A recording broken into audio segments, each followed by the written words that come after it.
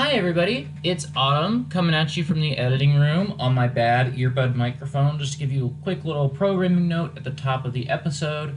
As I'm recording this, it's Monday the 21st of September. Normally we would record, this episode is going to go out tomorrow on the 22nd, and then normally we would record on Wednesday the 23rd. I'm getting a surgery next Tuesday, the 29th. I will be recovering for about a month, and on Wednesday, I am going to have a doctor's appointment to get, all the last little preparation done for the surgery, and so I'm a little freaked out about it. It's not a huge deal, but it's very nerve-wracking, and so we are not going to be recording on Wednesday. Not 100% sure when we'll be back. Certainly, I would guess, looking at the Wednesdays in October, maybe the 14th or the 21st, depending on how I'm feeling. So yeah, we'll be gone for a couple weeks, and then we'll just get back into Elantris. This episode is really good. I think we have really figured out a lot of stuff that is going to make the show work, and so I'm excited for y'all to hear it. And so you're going to hear our lovely Kevin MacLeod Game Boy sound music, and then on to the show. It's a long one today. Thanks for listening. Bye.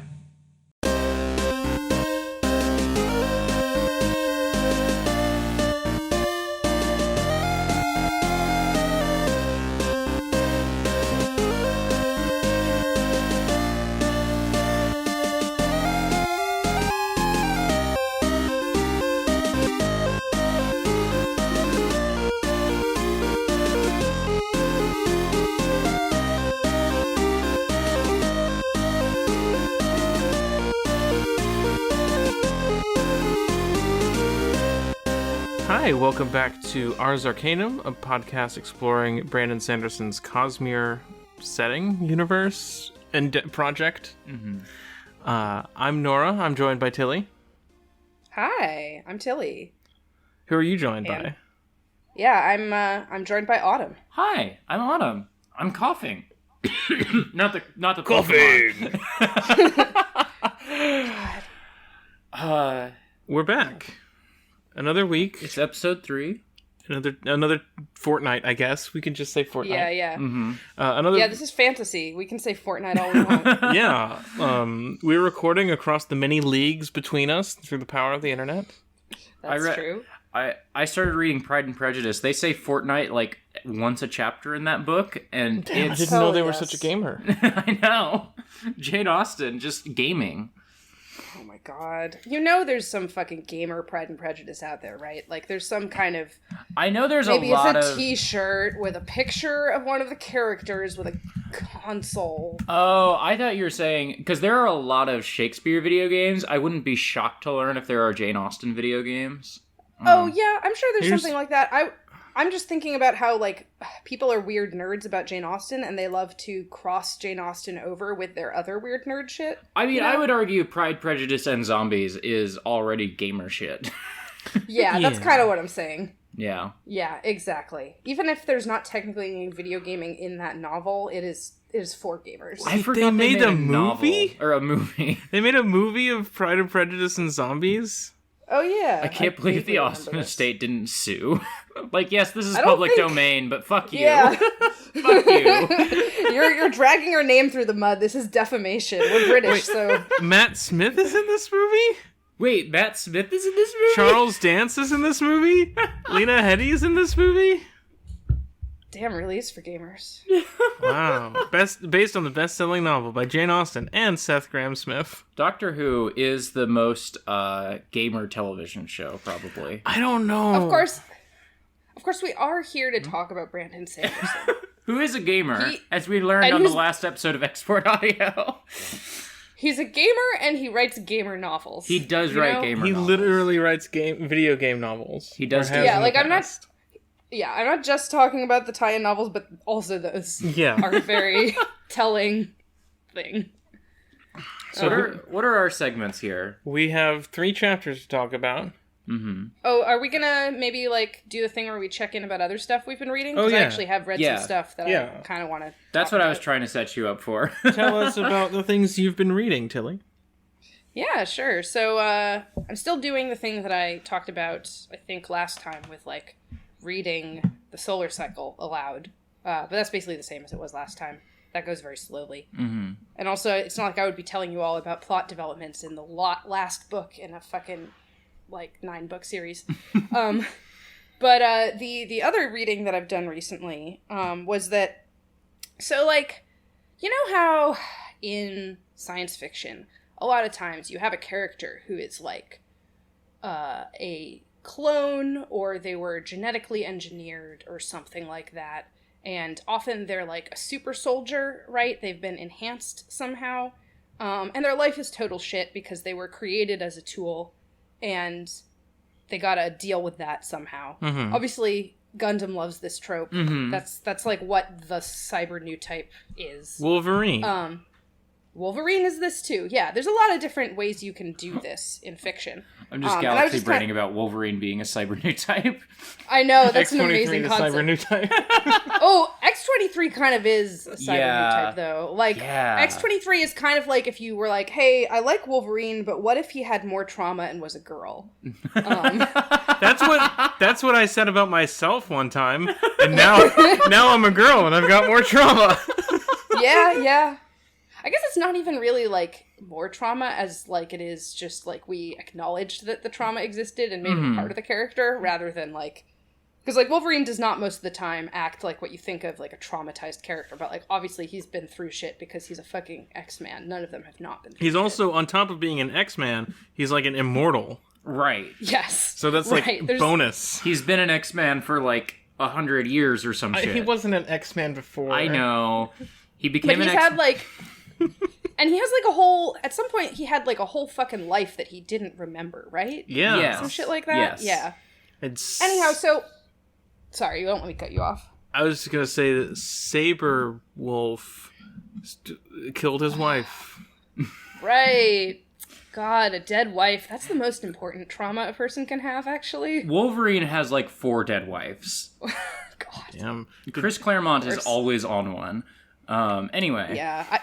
So I'm thinking about, cyber new types, whatever. And I remembered, oh, hey, wasn't there one of those that I liked a lot when I was a teen?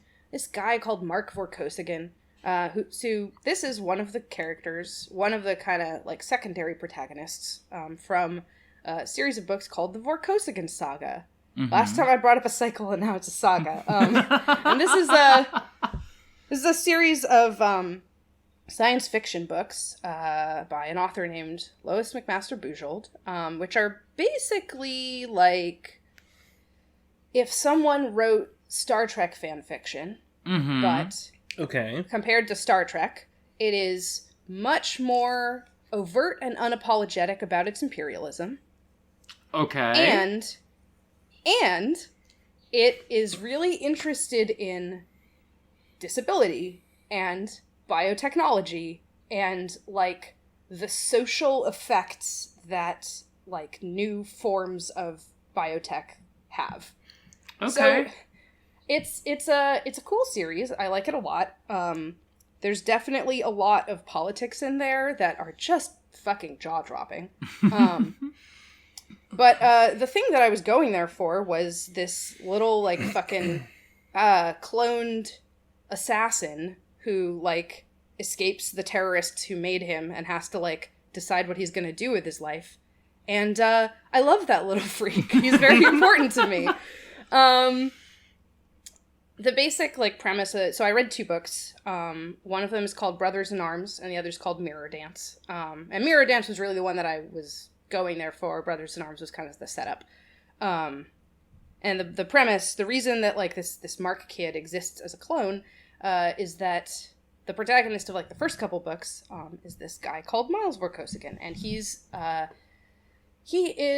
a nobleman in this feudal society called Barrayar, where basically Barrayar was settled as a planet and then completely cut off from the rest of humanity, and just kind of developed in isolation for a couple hundred years. And that's how they got a feudal system.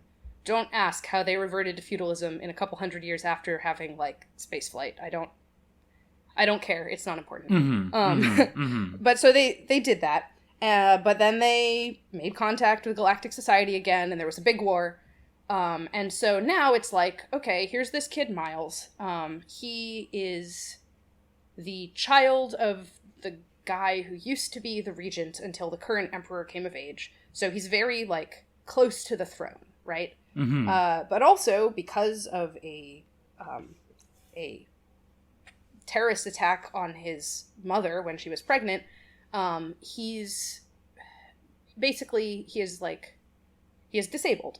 He's very short, and his bones are super brittle. Like, they break really easily. So, he decides that he's going to push himself super hard and do a bunch of really foolhardy shit because he's that desperate to get into the military and prove himself, because that's what you do if you're this kind of, like, feudal lord in this society. And he has his own fucking adventures. He creates a whole, like, secondary existence as a mercenary admiral. Wild shit goes on with Miles Vorkosigan. Cool dude. I like him a lot. Then, the place where the guy that I care about comes in, though, Mark, is that some Komaran terrorists, Komar being Barrayar's, like, big imperial holding, the place that it, like, conquered when Barrayar was, like, first made contact with the rest of the galaxy again. That was because someone else invaded them through Komar, and Barrayar's immediate response was to invade right back and conquer Komar. Yeah, and it's fine. As far as the book is concerned, the Komarans just need to get over it, and integrate into the Empire and be normal. Just fucking be normal. Anyway, so some Komaran terrorists are like, oh, we're gonna strike back at the Barrayaran Imperium. We're gonna do this by cloning the son of the regent, and we're gonna raise this guy in secret and train him to be an assassin. And at some point, we're gonna swap him with Miles, and we're gonna have that dude, like, you know, fucking infiltrate the Empire and assassinate the Emperor, and our mole will become the Emperor of Barrayar, and then we'll own the Barrayaran Empire, and it'll be our revenge. And it's a super stupid plan in a huge number of ways. I don't see where this could possibly go wrong.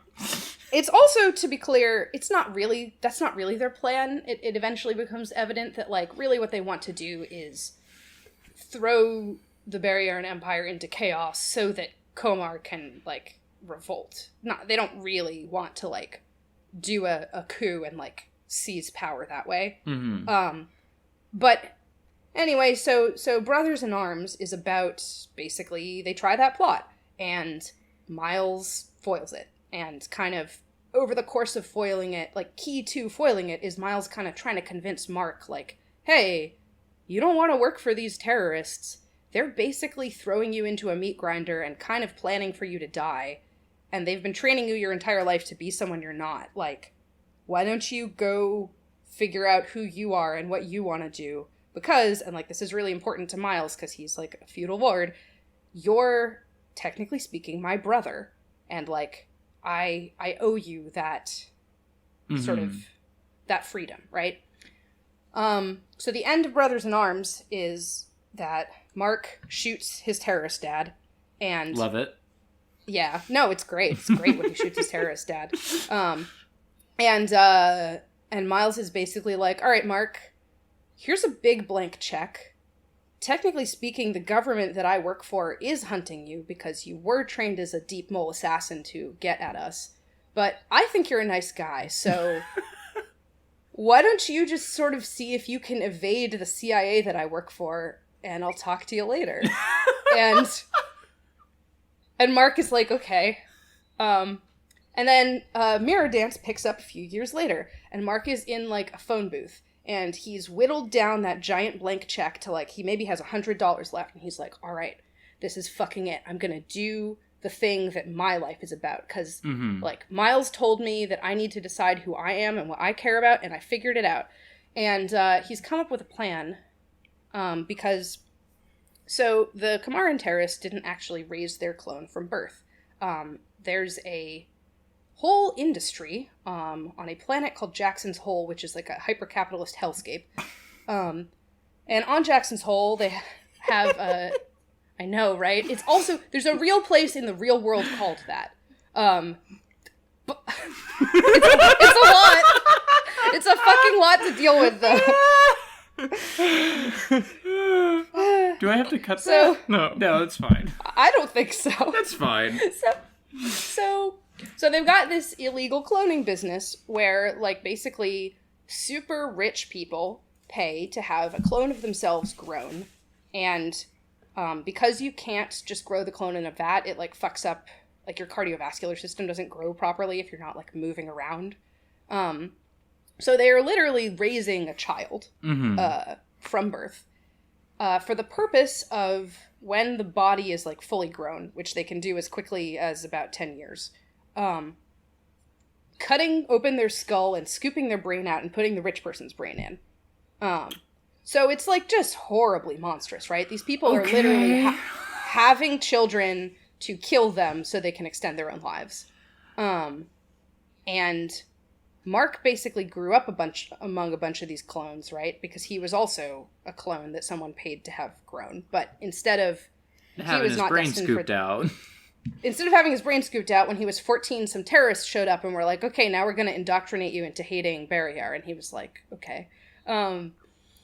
But, you know, he's like, all right, what I want to do with my life is destroy the Jacksonian cloning business because it's fucking monstrous, right? And, you know, his plan to do that goes horrifically awry, as you wouldn't be surprised it does, because it's the first thing that he tries in the first chapter of the book, right? And he does manage to get out of there, like, having saved a bunch of, like, kids. He airlifts a bunch of kids out of this evil lab. But in the course of the raid, lots of shit goes really wrong, including Miles shows up to kind of try to bail him out, and Miles gets shot and, like, temporarily killed. Because in this setting, you can cryo-revive people after life-threatening injuries, potentially. Okay. If you get them just as they've been killed, and you pump out all their blood and replace it with this weird, like, cryo fluid, and you get them into a cryo thing. This is so much. Yeah, so... Anyway, I should probably not tell you any more about the plot of these books, because I'll be going on forever, but the fucking point is, the whole story has this guy who, like, doesn't have an identity, and doesn't have a family, or, like, any understanding of who he's supposed to be, beyond, like, well, I don't want to be a Kamaran terrorist anymore, and I don't want to just turn into a copy of Miles. I guess I want to destroy this cloning business. That's, like, all he has. And he has to figure out who he is, and he ends up meeting his, you know, biological parents, right? Like, Miles's parents, who are extremely important political figures on Barrier. And, like, it's super weird because they're terrified for their son who is temporarily dead, but also they have this new son, and they kind of see him as their son. In some ways, they kind of see him as a replacement. Also, they're feudal lords, so they're kind of like, well, our heir is dead, now we need another one. And there's just a lot of really good emotional character work and thematic stuff about identity and family, and, like, there's a really compelling fantasy at the core of that book that is about being someone with, like, childhood trauma, but getting to have parents who you've never met before, who aren't really responsible for your trauma, and who understand you as a person. Including, like, understanding the things about you that are kind of fucked up and gross, right? Like, Mark, one thing that's, like, established pretty clear canon about him is that at some point during Mirror Dance he develops, like, an eating disorder. He starts, like, gorging himself on food with the kind of overt logical justification that, like, well, if I can't fit into any of Miles's clothes, nobody can force me to pretend to be him, right? Oh, but, baby.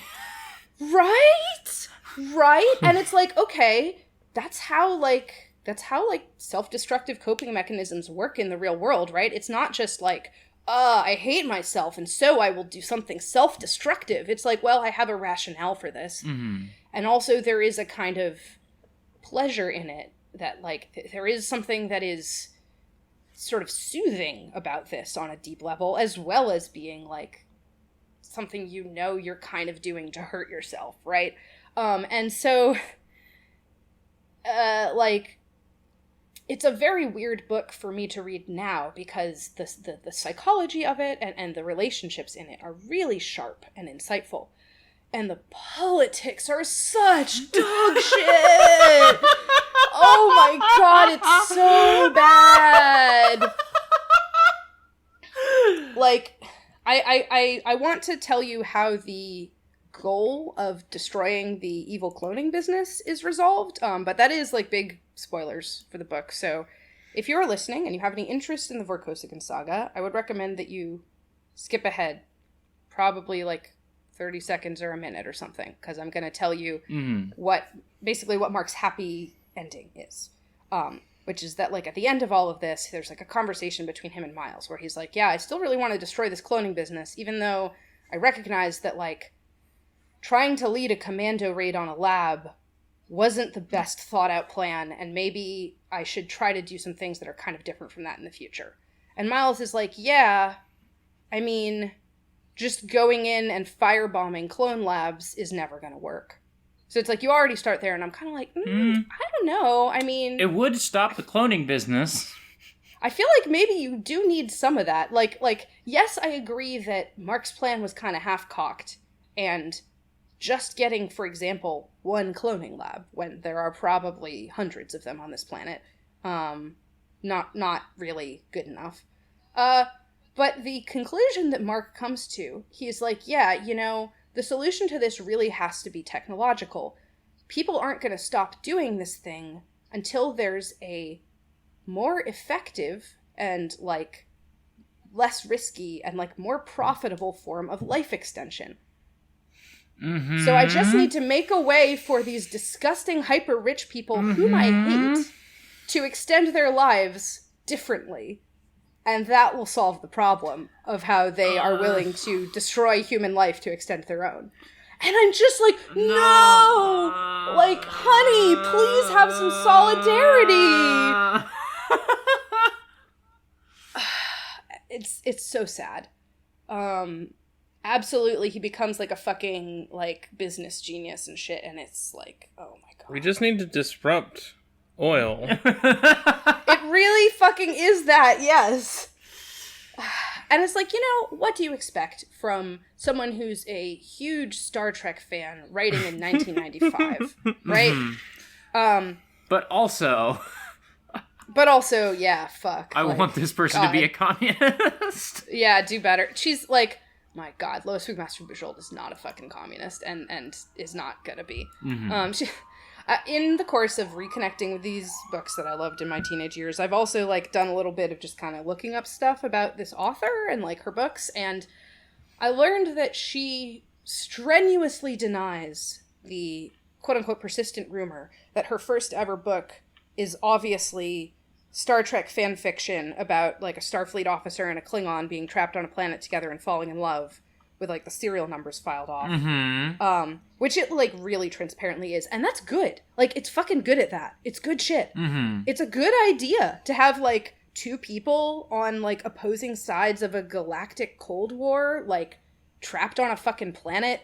And there's only one shit bed. Together. Yeah, and there's only one bed, and, like... Let me tell you about the Rebels episode where Callus and Zeb get stuck on an ice planet and they only have one heater. Yes, it's exactly like that. And it's like, oh man, this kind of, like, stuffy, you know, survey officer from Beta Colony who, like, has all these sort of progressive ideals, but who feels a kind of lack of meaning in her life. She's really attracted to this gruff, masculine imperialist. When you said that, my mind just filled in the blanks with the protagonist from The Order 1886.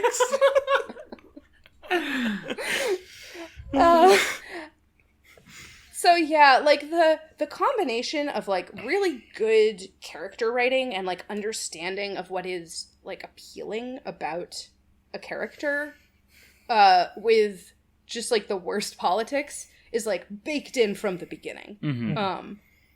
But I do think that a lot of people who like Brandon Sanderson books would probably enjoy Lois McMaster Bujold books. I do notice they've got the first Vorkoskin Saga book is called Shards of Honor, and I had a moment of like, oh, Shards of Honor? It is called that, yeah. I mean, it's not really. That's the one where they're trapped on a planet. The honor is like Klingon honor. It's not. Yeah. It's kind of. It's doing kind of a different thing, I think, than an honor blade or whatever. But it's not doing a totally different thing. If you like it when like a fucking knight swears his fealty to his lord. Mm-hmm. Who doesn't?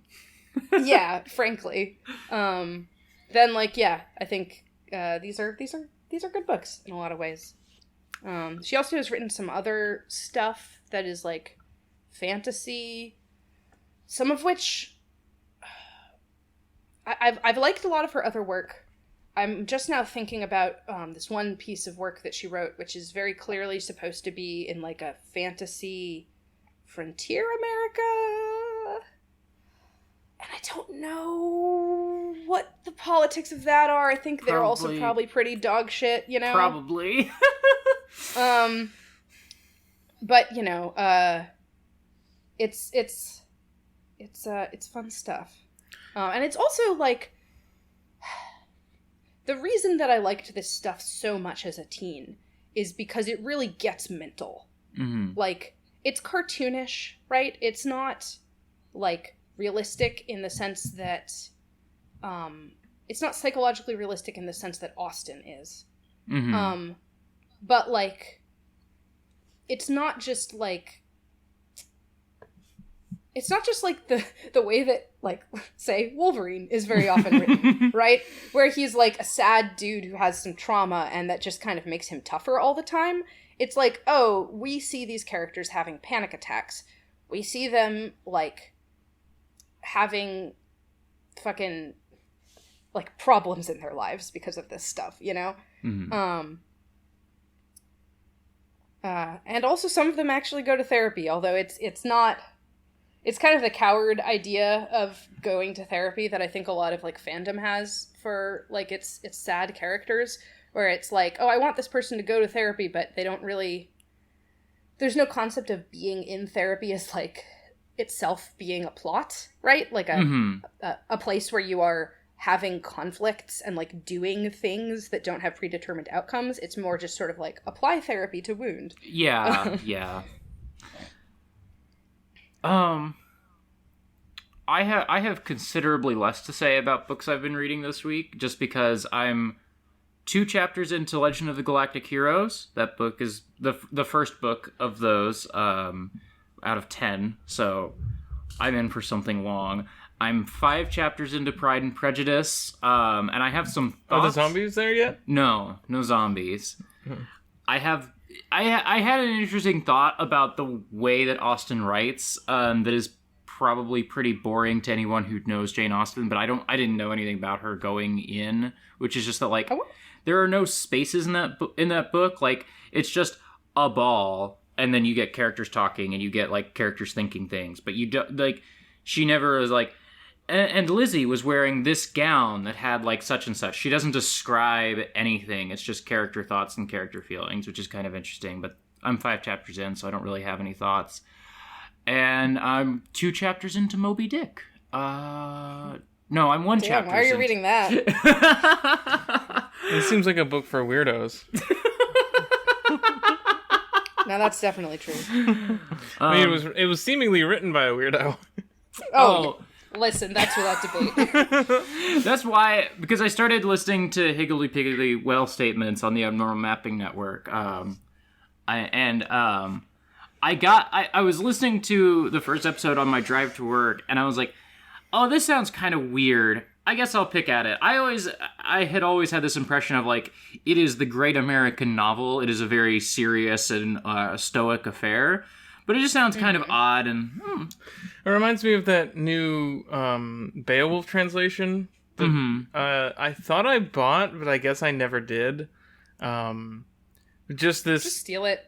Academics don't deserve your money. Also, it doesn't go to them anyway. I just want to hold it is the main thing. Oh, that's fair. But it's like a thing that I hadn't thought about with regards to Beowulf is this idea of like, yeah, it's old. Doesn't mean it's grim and serious. Mm-hmm. It's probably okay for the great hero Beowulf to say, bro, they'll fuck you up. Like, that's probably fine. The thing is, Beowulf is really grim and serious in the sense that, like, it's about, like, fucking what happens when you die and, like, what comes after you and stuff like that. But it's not grim and serious in the sense that, like, there's no humor in it or there's no, like, drama in it. You know what I mean? Like, or that, like, there's absolutely parts of Beowulf that are the like, Old English poetic equivalent of the battle rages, you know? Where it's just like, oh my god, like, blood and guts are flying everywhere, and, like, awesome moves are happening, you know? Beowulf is using his super. Absolutely, yeah. Like... Yeah, like... Did either of you see that CGI Beowulf movie? I have seen... So... My senior year high school English class, we read 1 or 2 chapters where he goes and fights the Grendel, and then we watched, like... The Grendel? I think that's what it's called, right? That's his name. There definitely are, I think, like, versions where it's the Grendel. I don't think that's, like, wrong. So he goes and fights the big monster that the book is famous for. And, we watched, I think, 30 minutes of that movie. I think the teacher ended up putting on Polar Express at some point. Wow. Wait a minute. It's the same animation techniques and whatever. Yeah. Doesn't the CGI Beowulf have a nude, hot Angelina Jolie? It does. Yeah, but no nips. So it's fine. We did see hot nude Angelina Jolie CGI in my high school English class. But she has, like, molten gold all over her body, so it's... Oh my god, so that's less horny. Yeah. Just like Cortana is less horny because she's blue. I don't remember if in real, quote-unquote, real Beowulf, if he fucks Grendel's mom. I'm pretty sure that they don't. I could be wrong. It's been a long time since I read it, but I don't think that's what the CGI movie is about. Yes. To go briefly back to Beowulf, or to go briefly back to Moby Dick, I realized the thing that I had always assumed it was like Hemingway and like the very just like stern way that he writes that Hemingway writes, which I don't care for even a bit. It was kind of like one of the classics of, like, American masculinity, right? Right, and that's what I thought that Moby Dick was, but nah, it's just a weird little book. Moby Dick is, honestly, Moby Dick has podcast energy, I think, because it's all about, like, a weird dude just kind of talking to you about the things that are on his mind, and if he happens to have a little, like, mental tangent where he's just kind of thinking about some particular concept for a while, he'll just make that a chapter, you know? Like, it is not a tight book at all, you know? I feel like that's one of the defining qualities of Hemingway. Like, I don't like Hemingway a lot either, but, like, when people are praising Hemingway, they're like, oh, there's no words wasted. Yeah. Right? Yeah. That's not Moby Dick. Yeah. I read a book. I'm still working my way through Gundam. I don't know why. Oh, right! I remember what you read, sorry. I'm still working my way through Gundam. This is a poorly written book. Gundam's a really well-animated show. It's just that I'm in the 3rd chapter, and I'm, like, 75 pages in. Because these chapters are so fucking long, and they have a weird meandering energy to them. Just like Gundam, the television show, has a weird meandering energy to it. That's true. It does have that. it feels so loose and like haphazard all the time. Maybe because Brandon is so structured and I'm used to that right now. It just switches around a lot more, and it just, Ryu Jose said a word he'd heard recently. Maybe that guy's a new type. End of scene, moving on. Not gonna talk about that. We're just gonna point out that, he's gonna use a word he just recently learned. Let me tell you about Gundam the television show. And sometimes it'll describe reactions to things before the thing happens. Like it'll say, at Char's next words, the commander's face went white. And then it has Char's dialogue after that. That's such a... God, that's... Because that works in an animated TV show, You can have someone going like... and then have a thing happen. In an animation, I think. That works a lot better. It's just weird, and I just finished reading Skyward by Brandon Sanderson, and I think Brandon has a more engaging way of writing aerial space fights than this Gundam book has. That wouldn't surprise me at all. Skyward is really weird. It's really fucking weird. You told me the ending of it, which we shouldn't say on this podcast, but I was like, okay, I didn't have much interest in this book until you told me the ending, which is fucking bananas. It's pretty wild. It has a cool thing with the ships where, like, the ships have a ring on the underside that lets them hover. And what that means is they can rotate their ship on the ring. So the way they stop is that they just flip their ship around and fire their boosters in the opposite direction. And then when they want to rocket straight up, the ring has a hinge, so it like unfolds to point their nose up so that they can shoot up. You know what? I feel like I don't mean to diss Tomino's interest in space battle. Clearly he is interested in it because he keeps fucking writing it. But on a Gundam show, it is actually other people's jobs to think really hard about the technology in this setting, like specifically how the mobile suits work, how they locomote, how their weapons function, right? People who aren't Tomino do that stuff for Gundam. That makes sense. Whereas Brandon is the one to write all that stuff for his books. Right. And so he has to like drill into you, like, here's how all this shit works. Yes, you can bank like an airplane, or you can just turn in midair and go, because like that's how space works, I guess. Right. And there's G-forces and stuff, but here's a handy device that dampens G-forces for exactly 3 seconds. So for a sharp turn like that, you're fine. But if you like really push it, you're gonna only have 3 seconds of safety before the force starts to crush you or like make you black out or whatever the situation is. It's a lot of interesting stuff. I feel like Sanderson might have known that he was writing a YA book in a way that he didn't know when writing like Mistborn. Yeah. And I think that knowing going in what he was doing made his writing worse. I think I asked you maybe on the podcast when you previously talked about this book, like, what does Brandon want to teach the children? I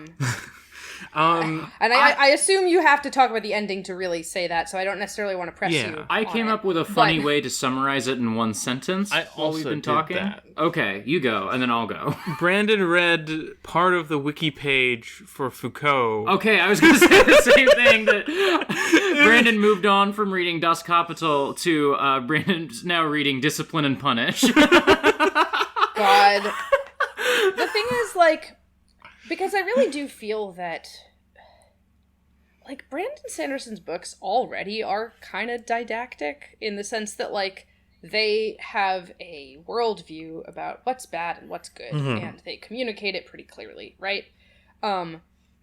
So the idea that he's going into a book with that concept even more present in his mind, right? And I'm sure there are people who, when they go to write a YA book, aren't really thinking about it that way, but I don't think that's Brandon Sanderson. Yeah. Anyway, yeah, so I'm imagining the concept of, like, a Brandon Sanderson book that is really trying to be didactic, and that sounds not very good. It's very interesting. He wants to talk about authoritarianism and where it comes from. Now, what is authoritarianism? What does that word mean? Because a lot of people like to use that word to cover umbrellas of things that are very different. Well, in this case, it's a society completely controlled by the military. Because they're stuck on this planet. As far as I know, as far as they know, this is humanity. They were on a ship. Right. Their ship crashed 70 years ago, 80 years ago. This planet is covered in debris. In the orbit is just so full of debris that you can't see the stars. And there's like dozens of layers of ancient space junk protecting the planet, like a huge shell. And also, there's guns in there that are still automated that shoot down anyone approaching. That's why their ship crashed. But they're stuck there, and now they've come together to fight off the aliens that chased them there, the Krell. And they have their city now. They have the cavern. They have the machine. What is it called? The device. Some word like that. The apparatus that creates starships for them. And they have their base on the surface. And basically, all of their society is under the Defiance. Like, the Defiant was the ship that crashed. The main ship that crashed. So they are the Defiance. And the Defiance Defense League is the military force that runs society. And they are like an air force because every now and then, the Krell ships come down through the surface whenever an opening shows up or whenever there's a debris fall, and they try to attack the humans. And so we're stuck in this place behind our big walls, and there are enemies constantly attacking us, and we have to fend them off. And so we've developed a sort of society geared toward being able to do that. I see. Interesting. I feel like it's so frustrating when... Like, it's frustrating to me when a work wants to do something like that, where it kind of wants to talk about, like, you know, this fascist idea that, like, our nation is constantly under threat from foreign invaders, and that's why we have to do all of this militaristic shit. Obviously, he's talking about that in this, but it does sound like if you try to leave the planet, you do get shot down, you know? It's not like the foreign invaders... It's not like, for example, the thing that he has done explicitly with Hrathen in Elantris, where, like, the current day Elantrians are no threat to Hrathen because they're all fucking dying. Or, you know, suffering. They can't die. But, like, in this book, he is even, like, over the top with how much the fascist, like, knows that his scapegoat group is not a real threat. But it sounds like, I mean, I'm sure there's an element in what you've just described where, like, maybe the aliens aren't real. Maybe they're not really trying to attack. Whatever. But... Yeah, I definitely had a lot of, like, ideas about what the twist was going to be when I started, because it is, like... It is a YA book, so there's a lot of things that are just said directly to you. Yeah. I wasn't really... I didn't... All of my guesses were wrong, is what I'll say.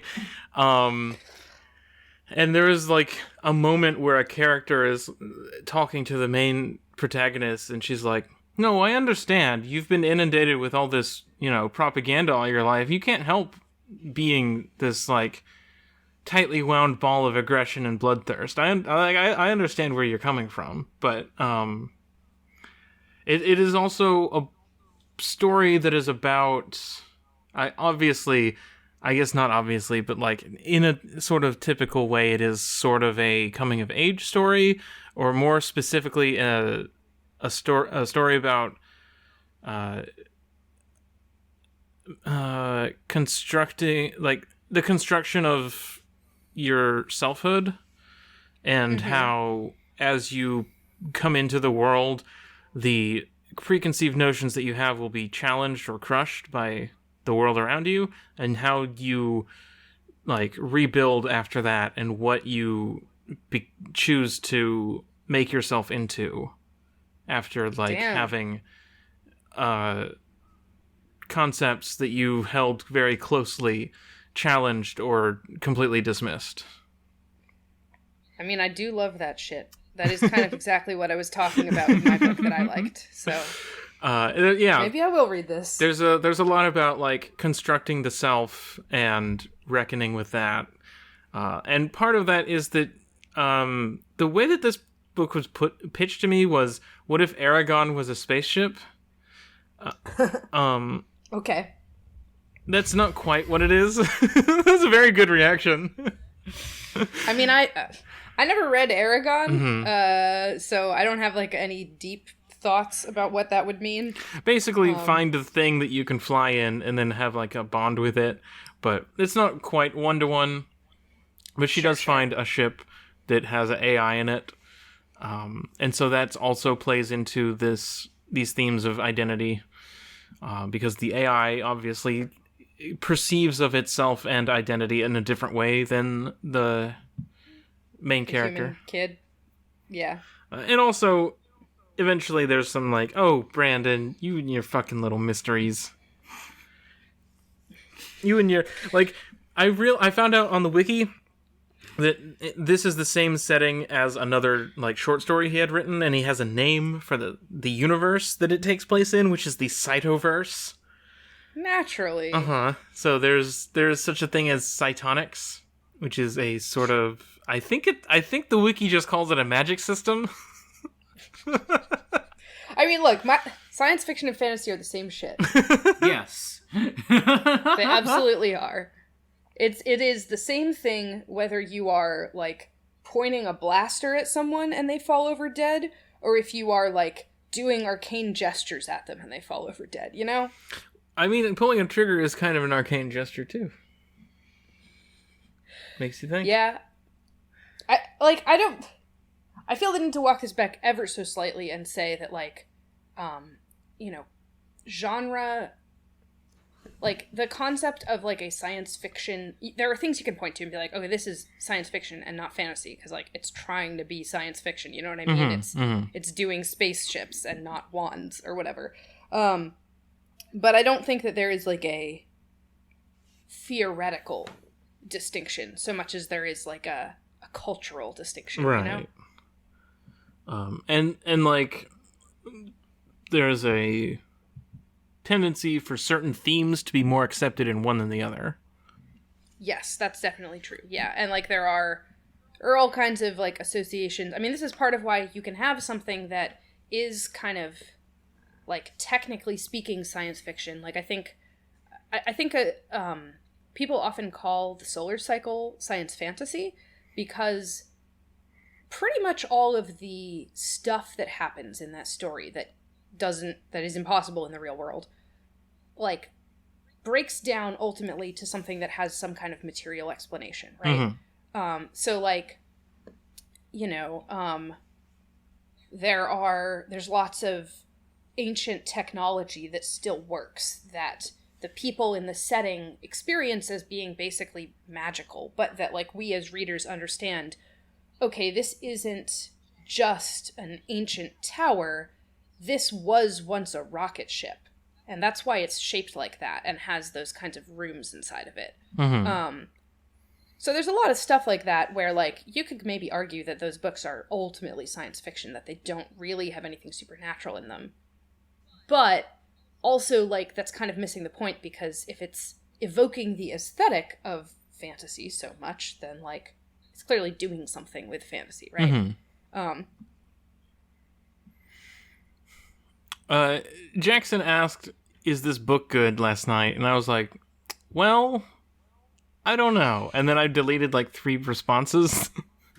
That's a really, look, I'm not saying that Jackson was like out of line to ask that question, but that's a really hard question to answer. No, like, yeah. You and Jackson like different things.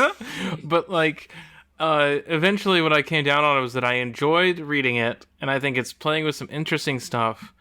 I think that it's uncharacteristically, like, the writing is weird, and this is what my first point was about knowing that he's writing YA, is that sometimes it's a little scattershot about, like, are you writing this for children or for teens or for everyone? Because instead of being a YA in the sense that, oh, this whole thing, every part of this thing is just sort of approachable from many different perspectives. Some of it is, like, approachable, and then some of it is, like, specifically focused on or explained or said bluntly or uncritically? No, like there's some things, some, like, idioms and some writing choices that feel maladroit in a way that Sanderson doesn't usually do. And it was just kind of weird. It definitely feels different from a lot of his other writing.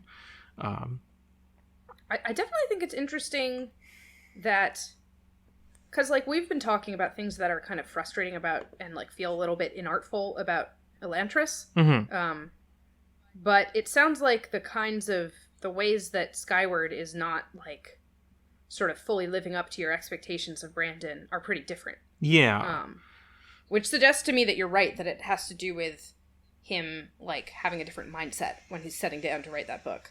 I really think that's the main thing. I know that originally this was planned to be a Cosmere entry, but then he decided that for the story to really work, he needed to reference Earth, which doesn't exist in Cosmere, so he decided to change it to its own thing, and that's an interesting thing to think about, just in terms of, like, this is the second thing I've read by Brandon that isn't Cosmere, the first being his little novella Perfect State. That's a title. Yeah, The Perfect State. I love when the state is perfect. It's great. But anyway, I don't want to drone on so much without actually talking about what happens in the book, but if at any point it was starting to lose me, it still got carried by typical things I like about Brandon's writing, i.e., like, character work is very fun to watch in this one. The way that he writes certain characters in, like, bouncing off each other, and the most, like, broadcasted signs, like neon signs pointing at these two characters, slow burn, starting, slow burn, watch these two who hate each other. Don't they hate each other so much? Oh, really? Look how perfect this fucking, like, noble guy is. And he's got such an obnoxiously perfect hair and such a strong jawline, and he's so, like, so much better than everyone else. Oh my god. I mean, you know, that's good shit. We love to see it. Yeah. Elantris?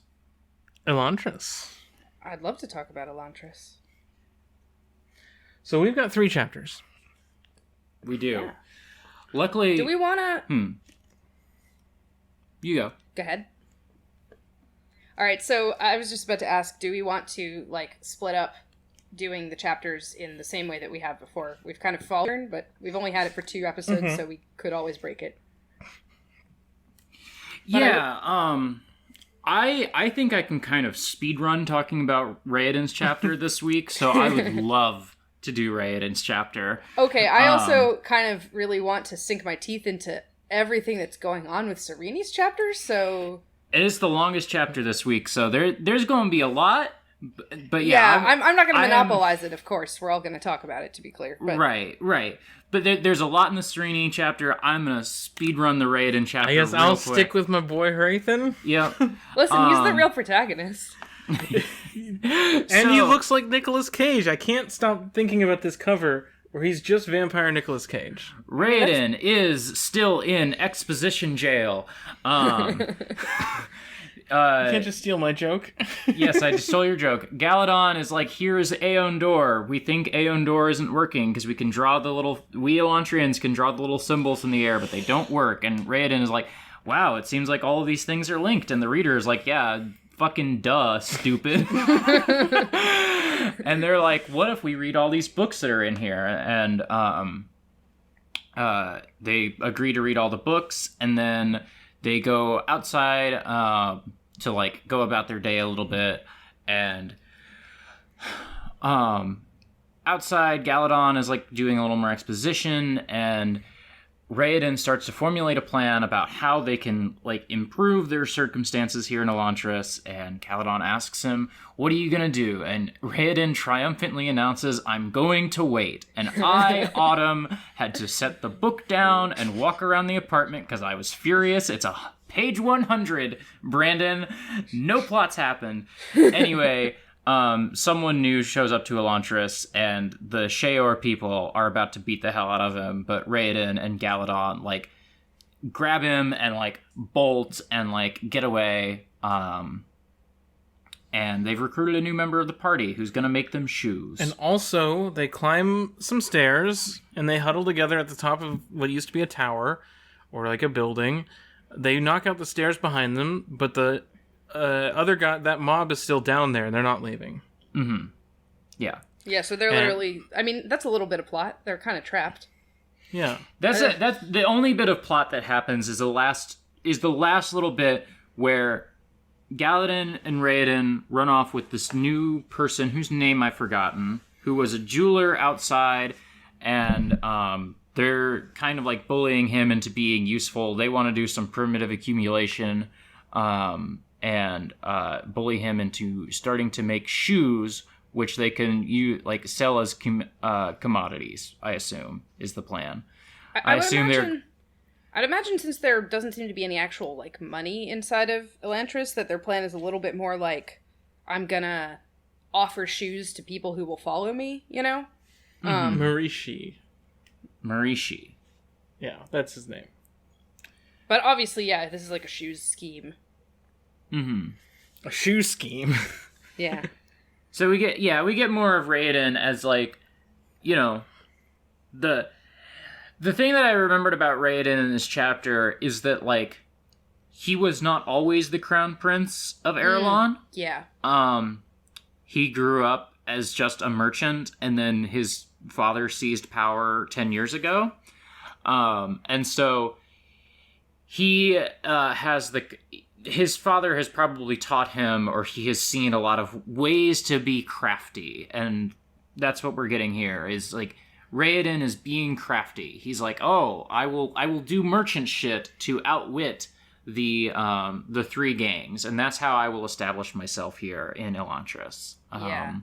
Well, one thing that you didn't mention that I do think is important to establish, is that the cliffhanger that we left off with the last Raiden chapter, right, where Galadon like drew an Aeon in the air and was like, yeah, what do you think about that?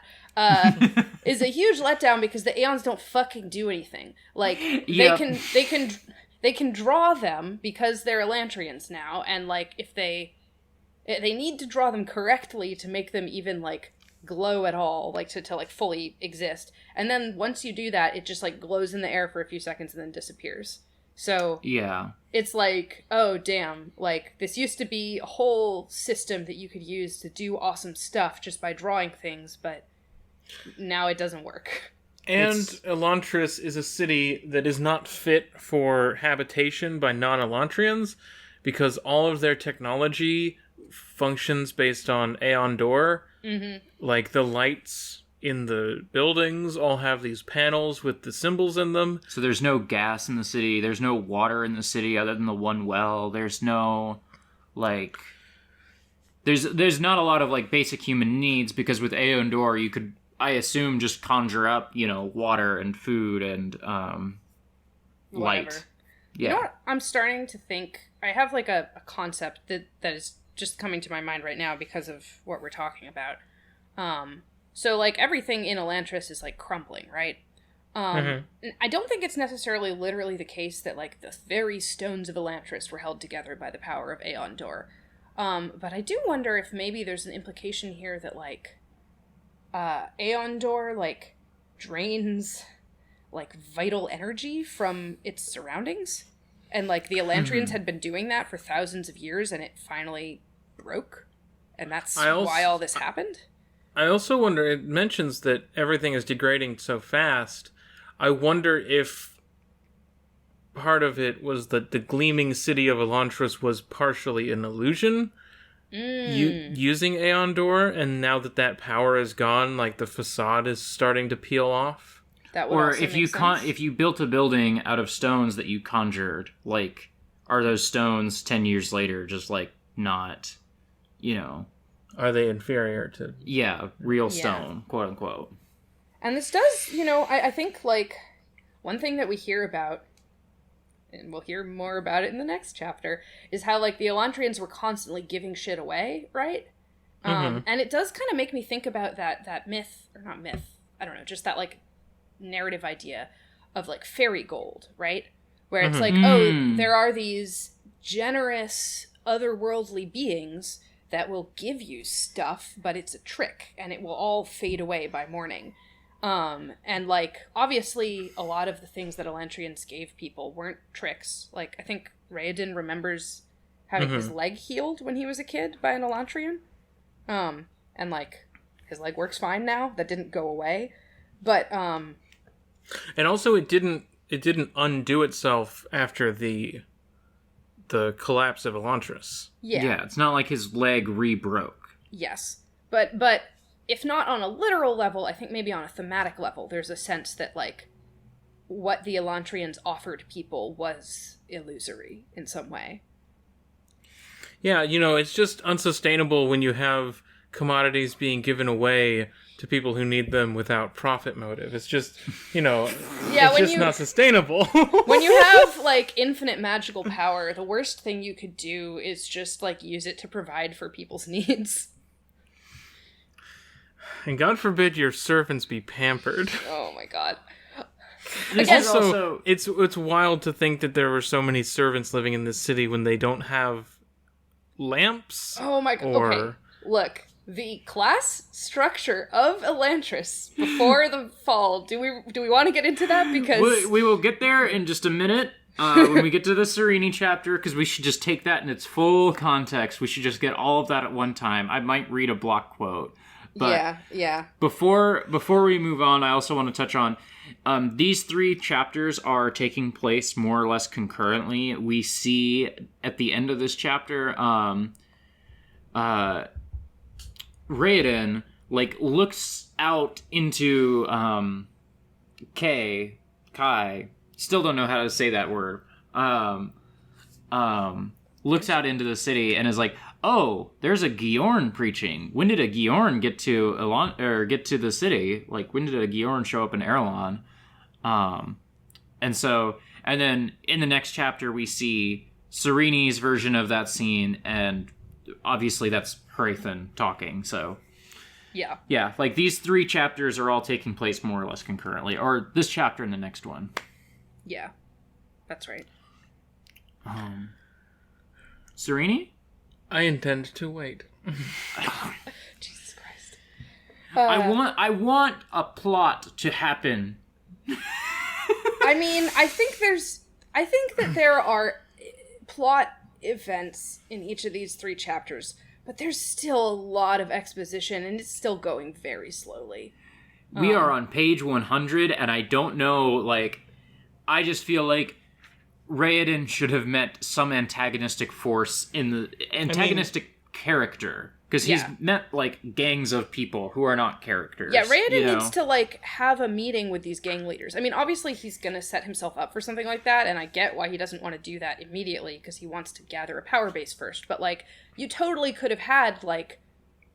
At this point, I think the gang leaders probably know that he exists. Like, I'm not saying they know what he's doing, but they've probably noticed that he's, like, already kind of made some trouble, you know?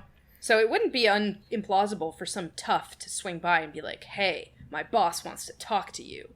Right? Like, right. That could have happened, but no. Or one of the bosses could have been there the first day. Sorry, you go. I mean, we're only 3 chapters in. Mm-hmm. To his That's story. true. But, yeah. I mean, if that's the case... Like, you can't actually, I think, grade it on a curve like that, because we're not 3 chapters in, we are 7 chapters in, you know? Like, it's... But that...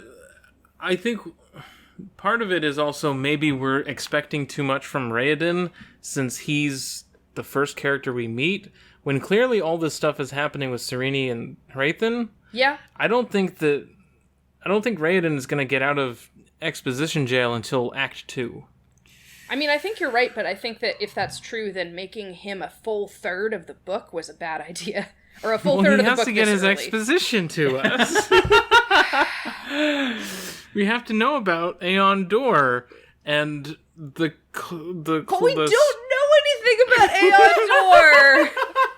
We'll get there. That's because nobody knows about Aeon Door. But we have to know that nobody knows about Aeon Door. What if this was a longer book, and we had a first act that was Raoden going to meetings with his friends and talking about the state of the world, and Serene on a voyage, like, talking to Raoden and her dad, and Hrathen, like, on his way to the city, and, like, or even, like, in the aftermath of the Duladel revolt. What if that was all that backstory was the first act, and this was like a 1,000-page book, and you then just we want had to like read Way of Kings again.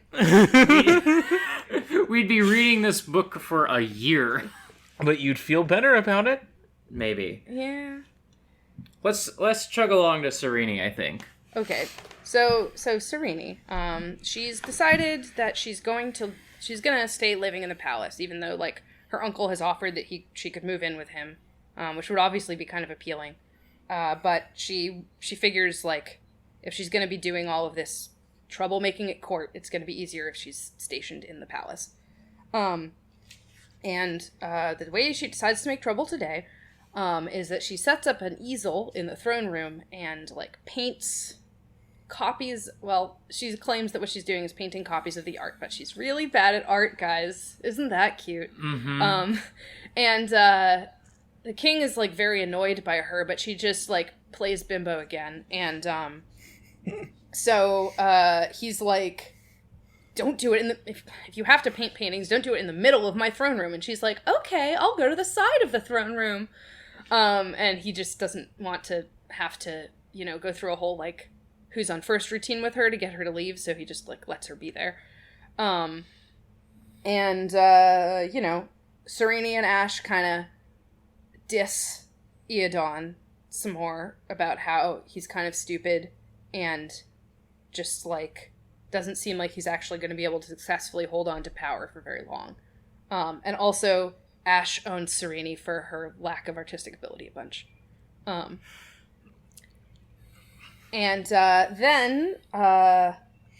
she has lots of other talents. Oh, yeah, She's, for sure. Adept at politics, an unquestionable leader, and can even grasp Jindo mathematics with ease. That's true. It does say that. We don't know what the fuck those are, but I guess Serene knows them. I assume that's just a fantasy word for calculus, like math. Yeah, no, I assume it's just like hard math or whatever, but like it is kind of funny that it's like, oh, the hardest math is foreign.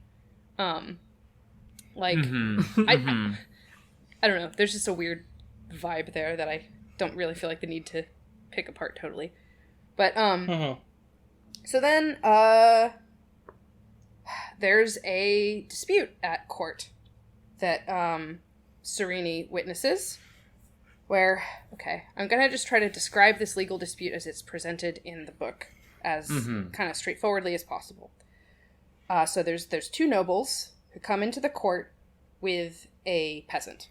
And about 3 years ago, he escaped from one of the nobles, and the other one captured him and, like, put him to work.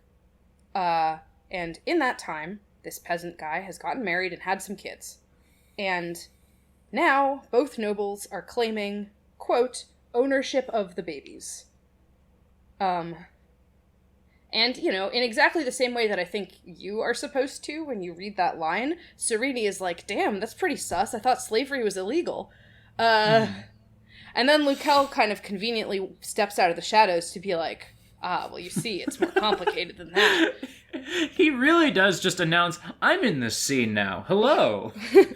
Yeah.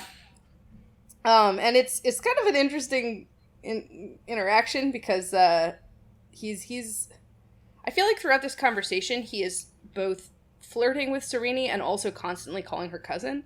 So that's a thing. Can you hand me the book, Nora? We're at the part that I want to block quote maybe, but I'll let you talk for a little bit more until while I find it. So the substance of Lukel and Sereni's discussion about this, you know, court case is basically like, well, Lukel explains, like, yes, sort of technically speaking, slavery where one person, like, fully owns another human being is not legal in this country. But that's not, like, exactly what the situation is like. Basically, he explains it by analogy to other things, so it's a little hard to understand exactly what we're being told, but I believe what we're meant to understand here is that this is a system like, you know, feudal peasantry or serfdom, where peasants are legally bound to the land that they work, and so because a noble owns the land, in some sense they also own the people who live on and work that land, and that's why there can be a legal dispute about this guy who escaped from the lands of one noble into the lands of another. Like, does the law say he has to go back to the first one, and, like, where do his children go in that case? That's the thing, that's what's happening. Yeah. Here. I will read, because this is the most interesting part of this, and there's a lot here to pick apart. Lukel frowned. Slavery is illegal, but it probably won't be for long. 10 years ago, there weren't any nobles or peasants in Arelon, just Elantrians and everyone else. Over the past decade, commoners have changed from families that owned their own land, to peasants beneath feudal lords, to indentured servants, to something more resembling ancient feudal serfs. We will circle back to what those are. It won't be much longer before they're nothing more than property. Sereni frowned. The mere fact that the king would hear such a case as this was atrocious. Society was supposed to have progressed beyond that point. This is worse than I had feared, she said. Lukel nodded at her side. The first thing Iadon did when he took the throne was eliminate individual landholding rights. Arelon had no army to speak of, but Iadon could afford to hire mercenaries, forcing the people into compliance. He declared that all land belonged to the crown, and then he rewarded those merchants who had supported his ascension with titles and holdings. Only a few men, such as my father, had enough land and money that Iadon didn't dare try to take their property. Sereni felt her disgust for her new father rise. So, Brandon. He seizes the land and makes everyone serfs. It's so fucking wild. Like, the idea that up until 10 years ago, everybody in Kai was a fucking landowner? Are you kidding me? Commoners owned land. Like, what he's basically saying is that, because, like, okay, here's the fucking thing. Like, I am not trying to say that, like, a situation where all the land is parceled out and owned by various different farming families is, like, a true situation of, like, collective ownership, right? But that's because when that exists, it's not actually the case. Like, when people talk about family farms in the US, right, those are not fucking family farms. They are corporations that are owned by the same wealthy family over a couple of generations. But it's not like, oh, this is my family of 5, this is my nuclear family of 5 people, and we live on, like, an amount of land that supports that many people living, and we work that land, and we own it. Like, that is not what actually is happening in, like, the historical situations that you could describe as having, like, a family farmer class.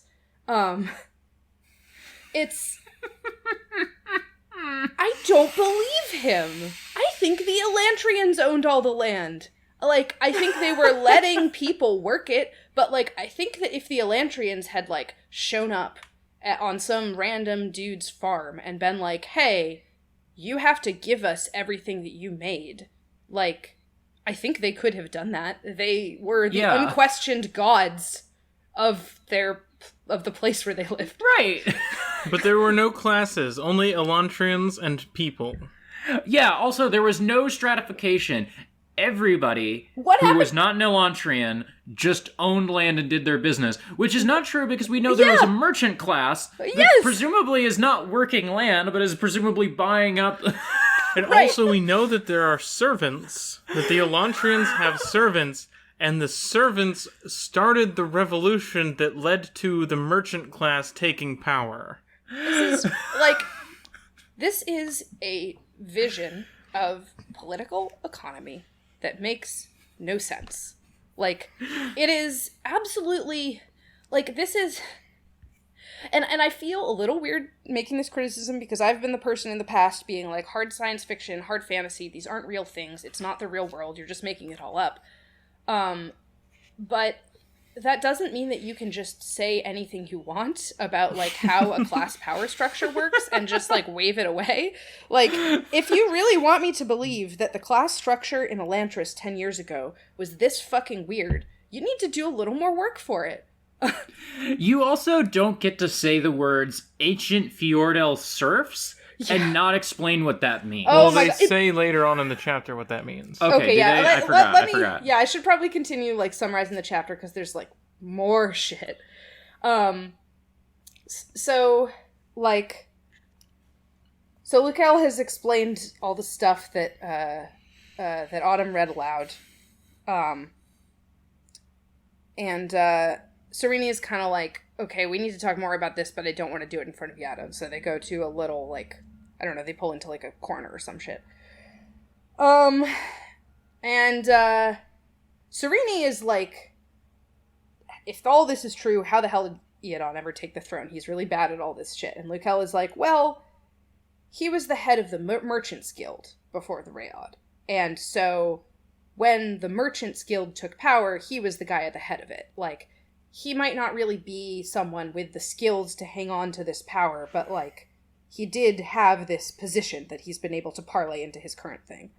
And, you know, alright, I also just kind of want to read a paragraph of some stuff that Lukel says here. Mm-hmm. The Merchants Guild was an autonomous organization, and many of its members didn't get along too well with the Elantrians. You see, Elantris provided free food for everyone in the area, something that made for a happy populace, but was terrible for the merchants. And, like... What do the merchants do, then? Why is there a merchants guild? Why did the Elantrians permit that to happen? What do the Elantrians get out of having all these merchants in their city? Like, it's clear... It has explained a little bit what the merchants are doing economically, right? They're dealing in, like, luxuries. They basically struck a deal with the Elantrians and were like, okay, look, you can give away all the, like, gruel... UBI. The what? Elantrians basically give UBI to the people of the city. They do, yeah. They, like, give away everything that people need to live, but not, like, luxury items, which the Merchants Guild do. They basically the merchants import fancy stuff to sell to other people with money like themselves. And, like, not to the Elantrians, right? Because what do Elantrians need with luxury stuff? Clearly, they can just make it all with magic if they want to. Like, and also, what is the labor of the city around Elantris that, like, people have the money to buy luxuries? Who are the people buying these luxuries? What are their jobs when only consistent, like, form of labor provided as an example is, like, a servant of the Elantrian, which also, what does a servant do for a god when they can just magic up anything and do whatever they want? What is the servant's purpose?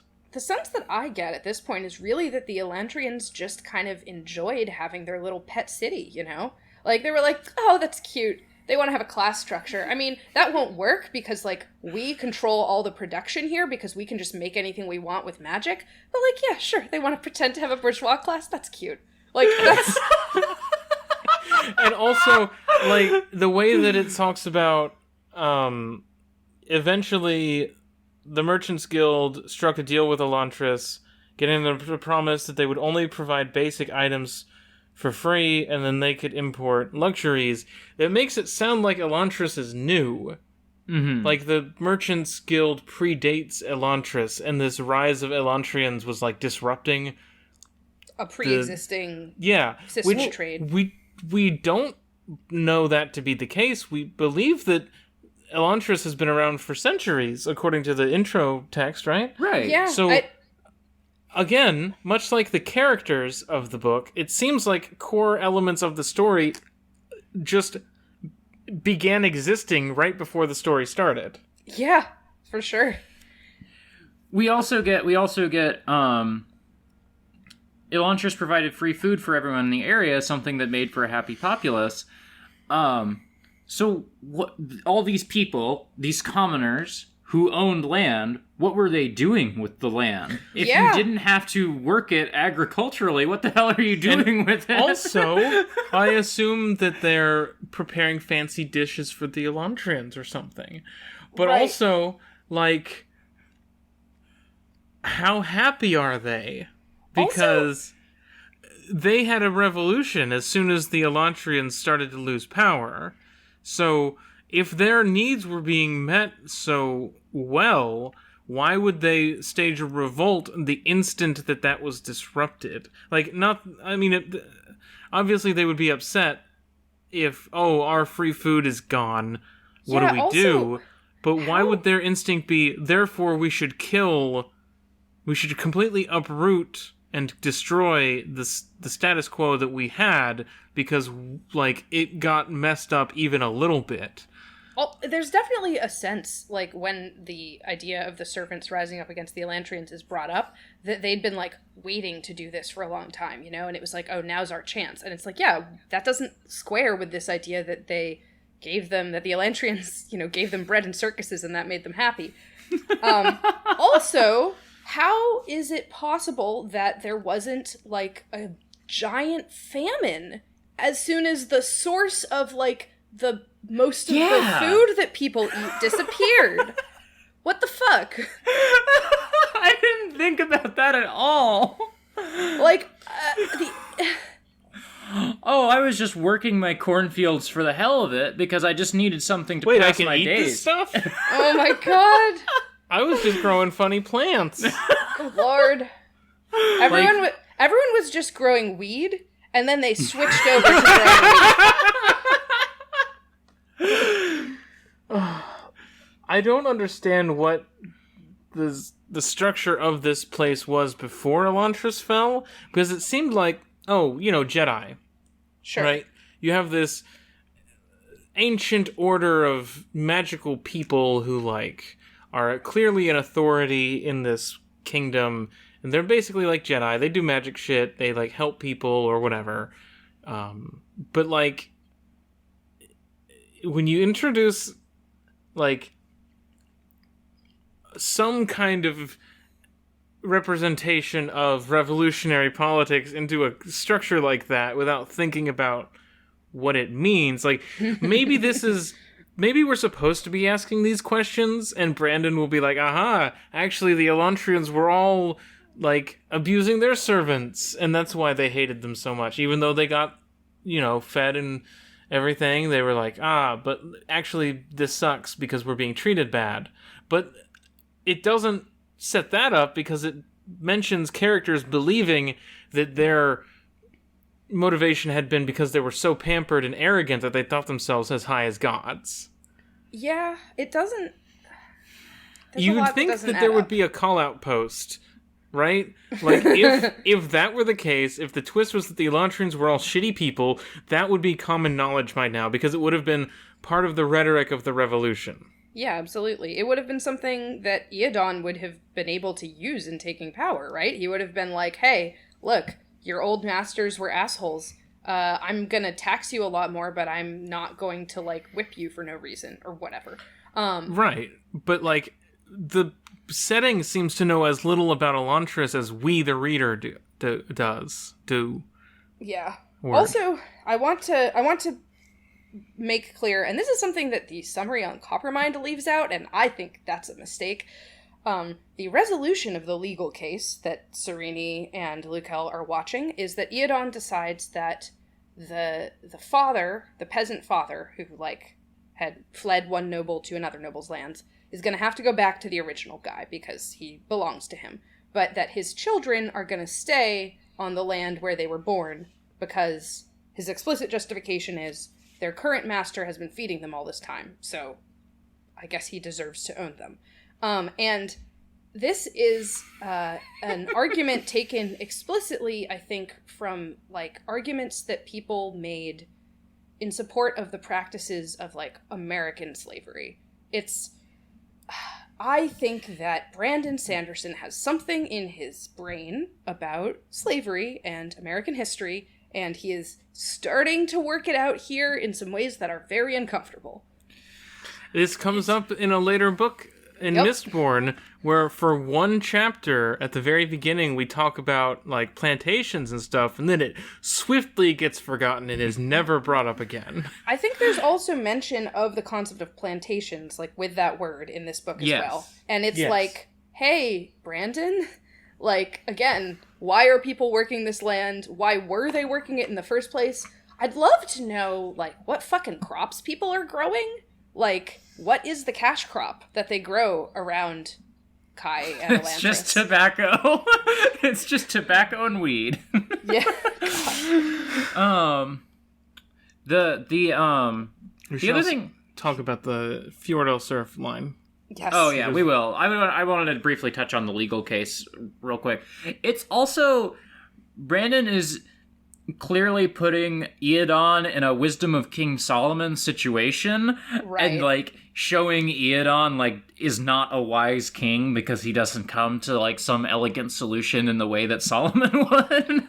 I mean, I will say, I give Brandon a little credit here. This kind of looks in external features kind of like a smart solution, you know? Because it's like, oh, it makes one of the nobles kind of happy because he got part of what he wanted, and it makes the other one kind of happy because he got part of what he wanted, right? But obviously it's fucking monstrous. It's separating people from their family because of the institution of slavery. And, like, Brandon knows that's monstrous, and he's going to have all his sympathetic characters tell you it's monstrous.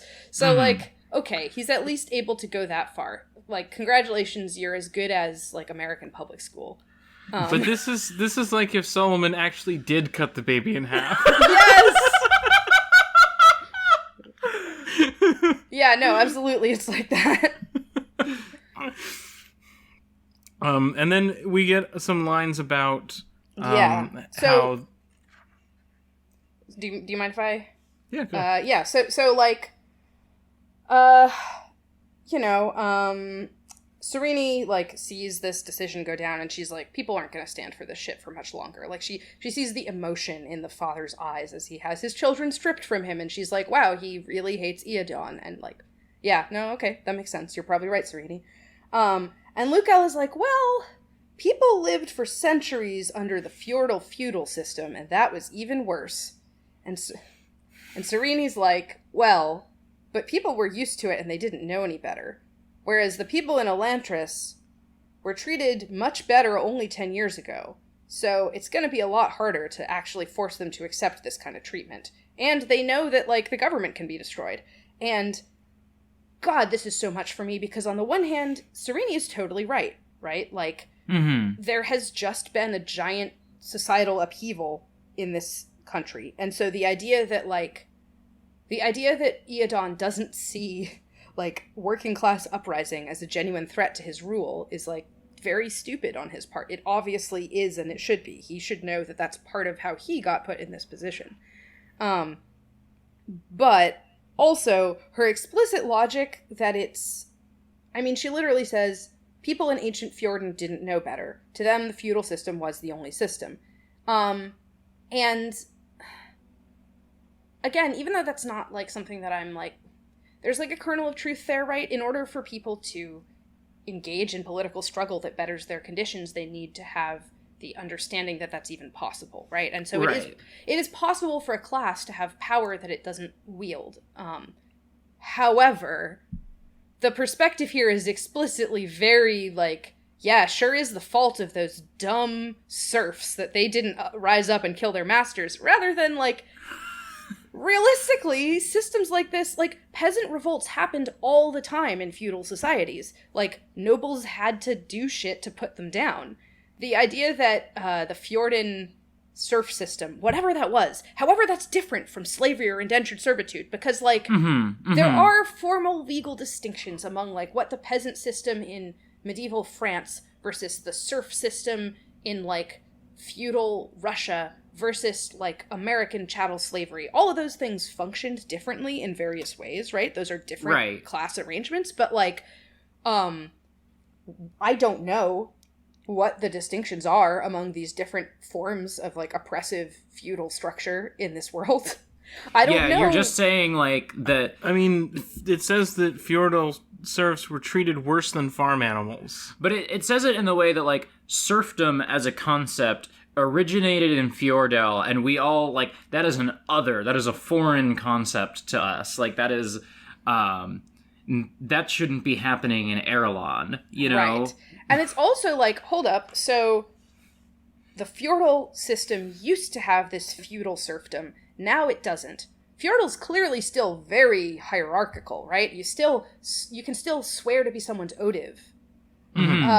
So what's the deal with the feudal class structure right now? Like, did they have a revolution? Is that why they're so militaristic now? Like, maybe did like a Shu Dareth aligned group overthrow the former feudal leaders of Fjorden? Right. Maybe.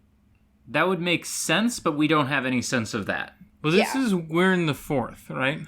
I believe so. Yes. So that it could be a relatively new political system. It could be, but on the other hand, we also don't know, like, how often they reuse names, right? So, like... Yeah. Like, that doesn't mean that he's the 4th one who's held that position, right? That just maybe means he's the 4th one who's been named Word, I think. Let me see what his actual title was written out as in Chapter 3. So, yeah. Words of Chatter. Wern, Wolfden the 4th, and then a bunch of titles that don't have numbers in them. Yeah. So. I'm sure someday we will learn a little bit more about Fjorden's political history, but we sure don't know much now. Yep. So to continue with the summary, Sereni, like, gives this little speech about how, like, Eodon is not going to be able to continue doing what he's doing because the people know they can rise up. And Lukel is like, oh, you sound like Prince Raoden. And now we're finally going to get the link up. Like, we noticed in previous chapters that it seems like Raoden and Lukel and Keen all have some kind of connection. And now we're going to hear about it. And Lukel kind of, like, reminisces a little bit about his best friend. How, like, he was a real sweet, optimistic guy, and he was brilliant, and the big, like, thing that lets you know that he was brilliant was that he knew every Aeon and could draw them with perfection. Which is, like, that's very interesting to me as, like, a marker of education when, like, they don't do anything. And, like, But I guess it's just, you know, it's like on some level, I guess the equivalent of a modern day person knowing, like, Greek or Latin, I guess. It's also maybe a little bit calligraphy, because, like, those characters are also used in their names. Right. That's also true. Although they don't use Aeons to, like, write their language, do they? Or do they? No, but they use letters that, like, Reo is a symbol and is also part of his name, Raoden. Right. Like, it is derived from the name of a character. So it's like there's probably a way you can write the name Raoden or, like, represent it in a way that involves the Aeon Reo, but, like, also there's just a way to write the name Raoden that's different. Yes. Yeah. Okay, all right, that's fine. That's cool. Yeah. So, Lukel, like, talks up Raoden. It's definitely, like, if you wanted to be like, oh, maybe there was some kind of thing between Lukel and Raoden, and maybe that gives, like, a weird charge now to Lukel and Serene's relationship, like, you could definitely think about that. I don't think you have to, but, Lukel does clearly Lukel really loved and misses Raoden. Like, that's clearly true. He says that he's flawless. Yeah. In everything but cards. Yeah. He was just so virtuous and upstanding and moral, and wouldn't he have been such a good king? Mm-hmm. Oh, yeah, like, absolutely. So, Lukel talks about how Raoden liked to push back against his father's authority and, like, speak his mind politically a lot. And Serene was like, I bet Eodon didn't like that very much. It turns out there was a lot of conflict between Eodon and Raoden, and in fact, so much so that, like, frankly, I think it's a little ridiculous that Serene doesn't immediately come to the conclusion that Eodon had Raoden killed. Because, like, Lukel is basically like, Eodon hated it when Raoden would, like, say all his political opinions in court, but he couldn't do anything to stop him because the laws that Eodon had written basically let the crown prince do shit like that. And it's kind of like the idea that, like, there was just nothing Eodon could do about his own son and heir constantly undermining him in front of his court is ridiculous to me. Like, right. You can disinherit someone very easily. Yeah, like, it would not have been hard, especially because, like, okay, Eodon has set himself up as a feudal lord, but, like, Eodon just created this government 10 years ago. If Eodon wanted to do, like, a Roman emperor thing and be like, actually, my heir is not my biological son, it's this other dude who I think is going to be a much better leader, who I have adopted as my son. Like, Eodon has the power to do that, you know? Hey, you think this is why he kept pushing titles on his brother? Wait. Because Keen talks about how he had to, like, refuse all these titles. Okay, right. So I didn't quite get to that part, but that's important. So, like, Lukel is talking about the political tensions that existed and that Raoden was expressing, and he's kind of like, well, yeah, Raoden had this kind of little group of nobles who used to talk about how they wanted social change, but, I think it's probably going to fall apart now that Raoden is dead. Father and I are trying to do something about this, but I've been gone for a long time, I'm out of touch, and no one trusts Father, because he won't accept a title. And Serene's like, what? Explain. Why is Eodon trying to give Keen titles? I thought he hated him. Lukel's like, well, Eodon's entire government rests on the idea that if you are, like, smart and successful and rich enough that you get to be a noble, that's why Eodon is king. So he has to give a noble title to everyone who's smart and rich and successful, or else, like, the logic of his kingdom falls apart. And so, like, Keen refusing to take a title is a political stance against Eodon.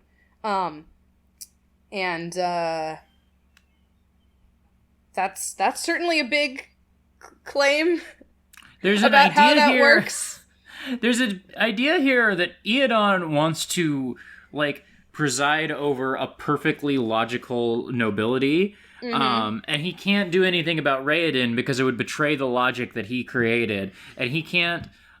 He needs Keen to take the titles because it would bend to his logic, and, like, historically, I mean, not even historically, we live in the U.S. in a, like, regime that is illogical and hypocritical. There are all sorts of illogical and hypocritical governments, and if you want to do that, no one's stopping you from doing that. Yeah, no, There's a government. These systems... Go ahead. Sorry. Like, these are just...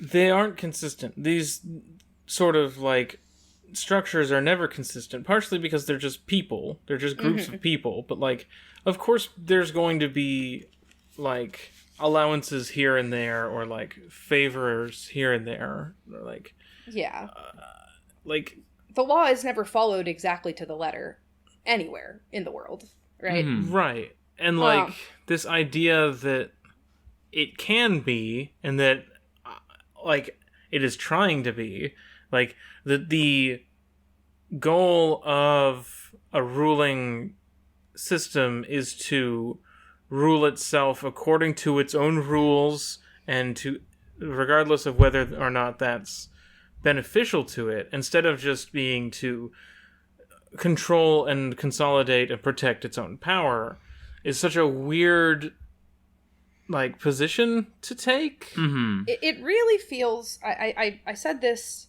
last night, it really feels to me like Brandon read some important books between now and when he wrote some of his later works. Yep. I mean, like I said, I think he read Capital, and that's true. It's very possible he could have read some other stuff. I'm not trying to say that Brandon turns into a Marxist, but he just has a much better understanding, I think, of like how power might function in a material way. Yeah. I also think that it's possible that, like, it's very believable to me that he read Marx and was just like, that's very interesting. I will not pursue this further, you know? I mean, lots of people read Marx as part of, like, a sociology course, right? Like, right. Marx is very important to intellectual history, even if you're not a Marxist, and you, like, lots of people read Marx and are like, damn, that's interesting, but then, like, don't take away the political conclusions that, you know, a Marxist does. Right. Yeah, like, I'm not saying he becomes more like a Marxist over the course of the next 15 years, but he certainly becomes more materialist in how he writes. Yeah, that's a good way of putting it. Yeah, like there are so much time spent in Stormlight thinking about like the machinations of different types of power within a governmental structure, and like the ways that like state religion is a part of that as well, is like a good example of how that focus has shifted in his writing, because of like, oh, you know, of course everyone is very devout, but what that actually is that like this character has a priest who just does all the prayers for him, and then he doesn't ever think about it. Right. And like, yeah. So I should give Serene a little credit. I was like, I think it's really stupid that she doesn't immediately conclude that Eoton had Raoden killed. She does think about that possibility. I just think it's a little ridiculous that she is sort of holding it open as like, oh, maybe that happened, rather than like, why would he not do that? Like, I'm surprised that Eoton didn't have Raoden killed. If I were Eoton, I would simply kill myself. And it's interesting that the prospect of the Sheod doesn't even cross her mind. Yeah. Like, that's not even on the table. Maybe pointing perhaps to a similar mindset that Raoden has of like, oh, that's for other people. That's far away. Yeah, no, it's true. So, you know, there is the question, Serene brings this up, like, who's the crown prince now? And Luca's like, well, it's not totally clear. Eoton could and probably will have another son. But then there's also a couple of dukes who could maybe, like, probably one of them is officially the heir at this point. One of them is a guy named Duke Tellery, who is here at court today. And he is ugly because he's evil and rich. Hi, JK. How you doing? He specifically has a big birthmark on his face. And it really is just straightforwardly that trope where, like, you've got a decadent villain who is ugly. Mm-hmm. That's just what we're doing here. He's got rings on every finger? I'm surprised that he's not fat. He's actually described as lean and strong-postured. But... well, this isn't Dune. God. At the very least, this guy is not fat and gay. Mm-hmm. Yeah. Well, and, Lukel is like, well, it would be kind of disastrous if that guy took power because he just loves to spend money all the time for no reason. Iadon is not very good at his job, but at least he, balances the budget. Remember, the nobles are all merchants. And being a merchant is all about your feelings about money. Not about, your... God. Okay. So,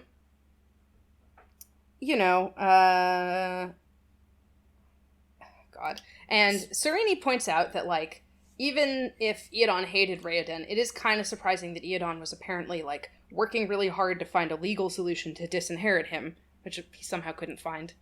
Bullshit. Iadon wrote the laws, but whatever. Anyway, she's like, does he not know about the concept of, a succession struggle? Does he realize that could actually be horrible if he did that? And Lukel is like, yeah, I mean, seems like he didn't really care about that as much as he cared about not having Raoden be in charge. And Sereni's response to that is such a little Twitter own. Well, she loves those Twitter owns. She does love those Twitter owns. Yeah, she says he couldn't have things like freedom and compassion ruining his perfect little monarchy, Sereni said. I'm like, Sereni, what? You are a princess. Your father runs a perfect little monarchy. Your father has literally been established as the good monarch, who is different because he is a nice guy. Good lord. To his daughter. Yeah, we have no idea, what the class structure in her homeland is. We assume it's nice. Although It's Keen... probably very sunny. Here's the thing. Keen has, politics, right? Keen wants to resist Iadon in some kind of way, and Keen doesn't speak to his brother. So, there's that. I don't know what that means. But, I think it's very possible that their falling out is entirely personal, and actually is not supposed to mean anything about the Teoish government. Teoish. Yeah. Teod. Yeah, but it could mean something. I don't really know. We'll see. Someday we'll find out. I should probably, get going. There's a lot of more shit in this chapter, huh? Yeah. So Sereni and Lukel continue talking, and Sereni's like, I want to go to one of your meetings of, radical nobles. And Lukel is like, I don't know. It might not work out very great. And Sereni's like, come on, these people aren't even... You told me that, this is planned to be the last meeting, so, what's the harm in letting me show up? If they see me and they all freak out, then, they're never gonna meet again anyway. And Lukel's like, yeah, okay, fine, we'll do that. So they go to lunch at, Keen's place to, talk about it. And it's another big, cute family food scene. Sereni is jealous of Lukel and his wife, Jala, or maybe Yala, if she's supposed to be. I don't remember. I don't remember from the audiobook. You're literally the only person who has access to pronunciation. Yeah, you need to pay attention. Write it down. This is the third time we've asked you, and you've been, I don't remember.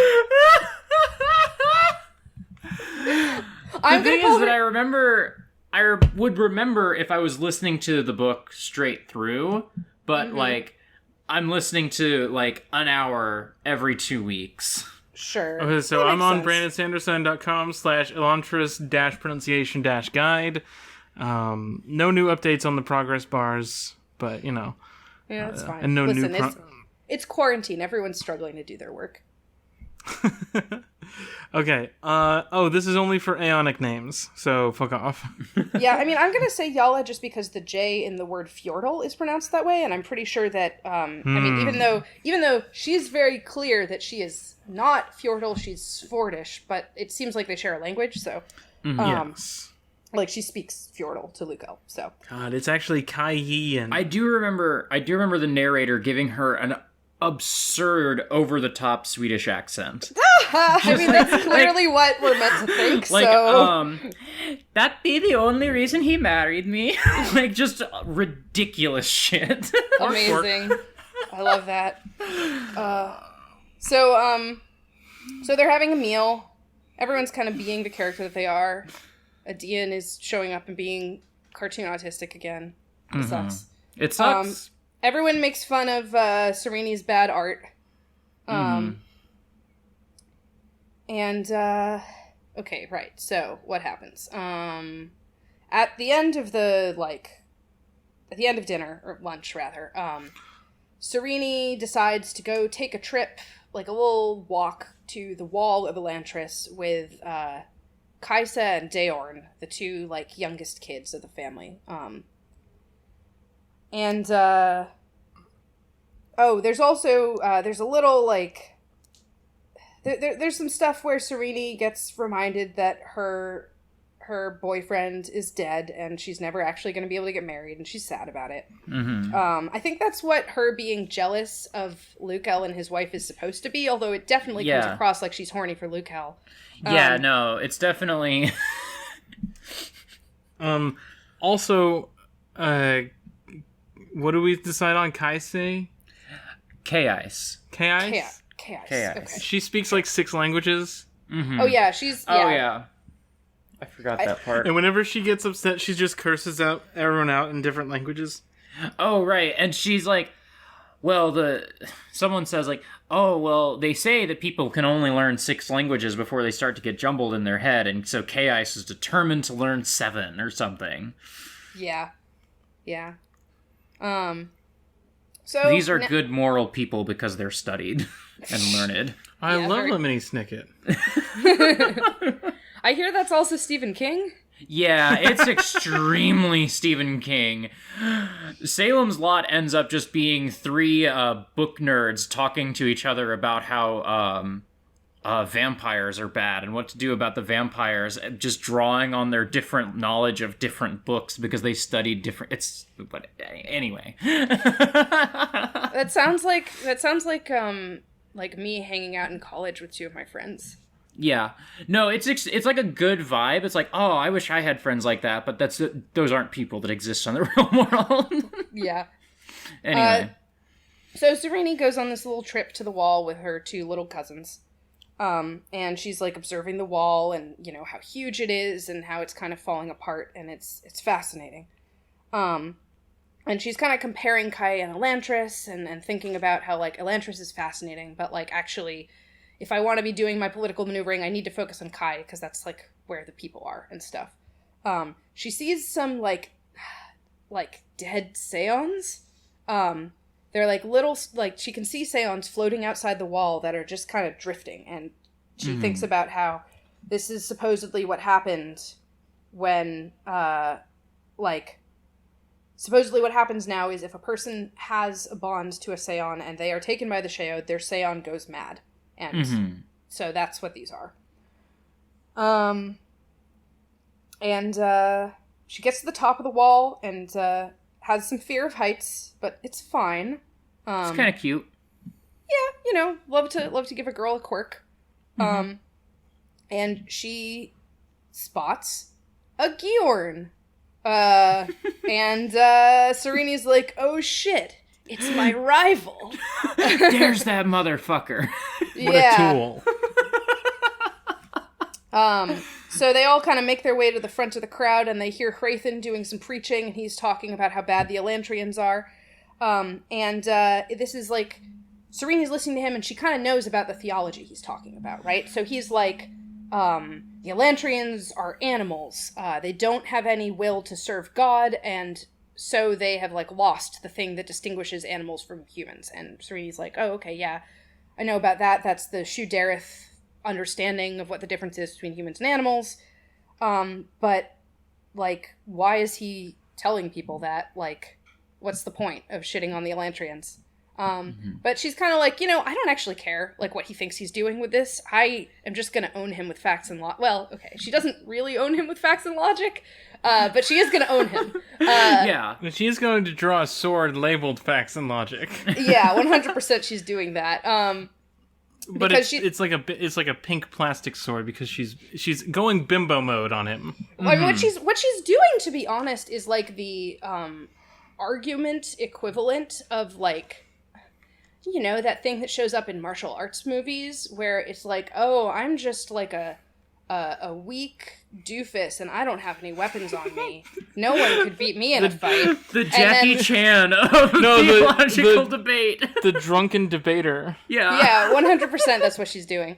So, you know, Hrathen is saying, like, yeah, you know, animals are stupid and humans are great. And Serena is like, why? That is the exact voice the narrator uses there. Yeah, and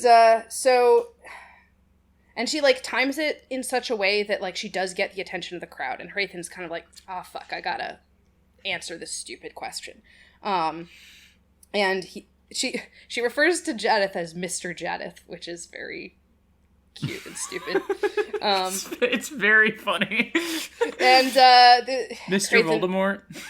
Yeah. So, Hrathen starts explaining, like, animals can only follow their own lusts, and Serena is like, what about, like, doesn't Jadith reward arrogance?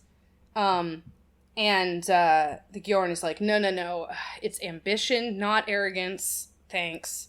And, like, Serena is, throughout this, she's kind of thinking to herself, like, okay, like, this is actually baby shit. He knows all these arguments that I'm making. These are, like, centuries-old theological debates, and, like, he's got answers to them.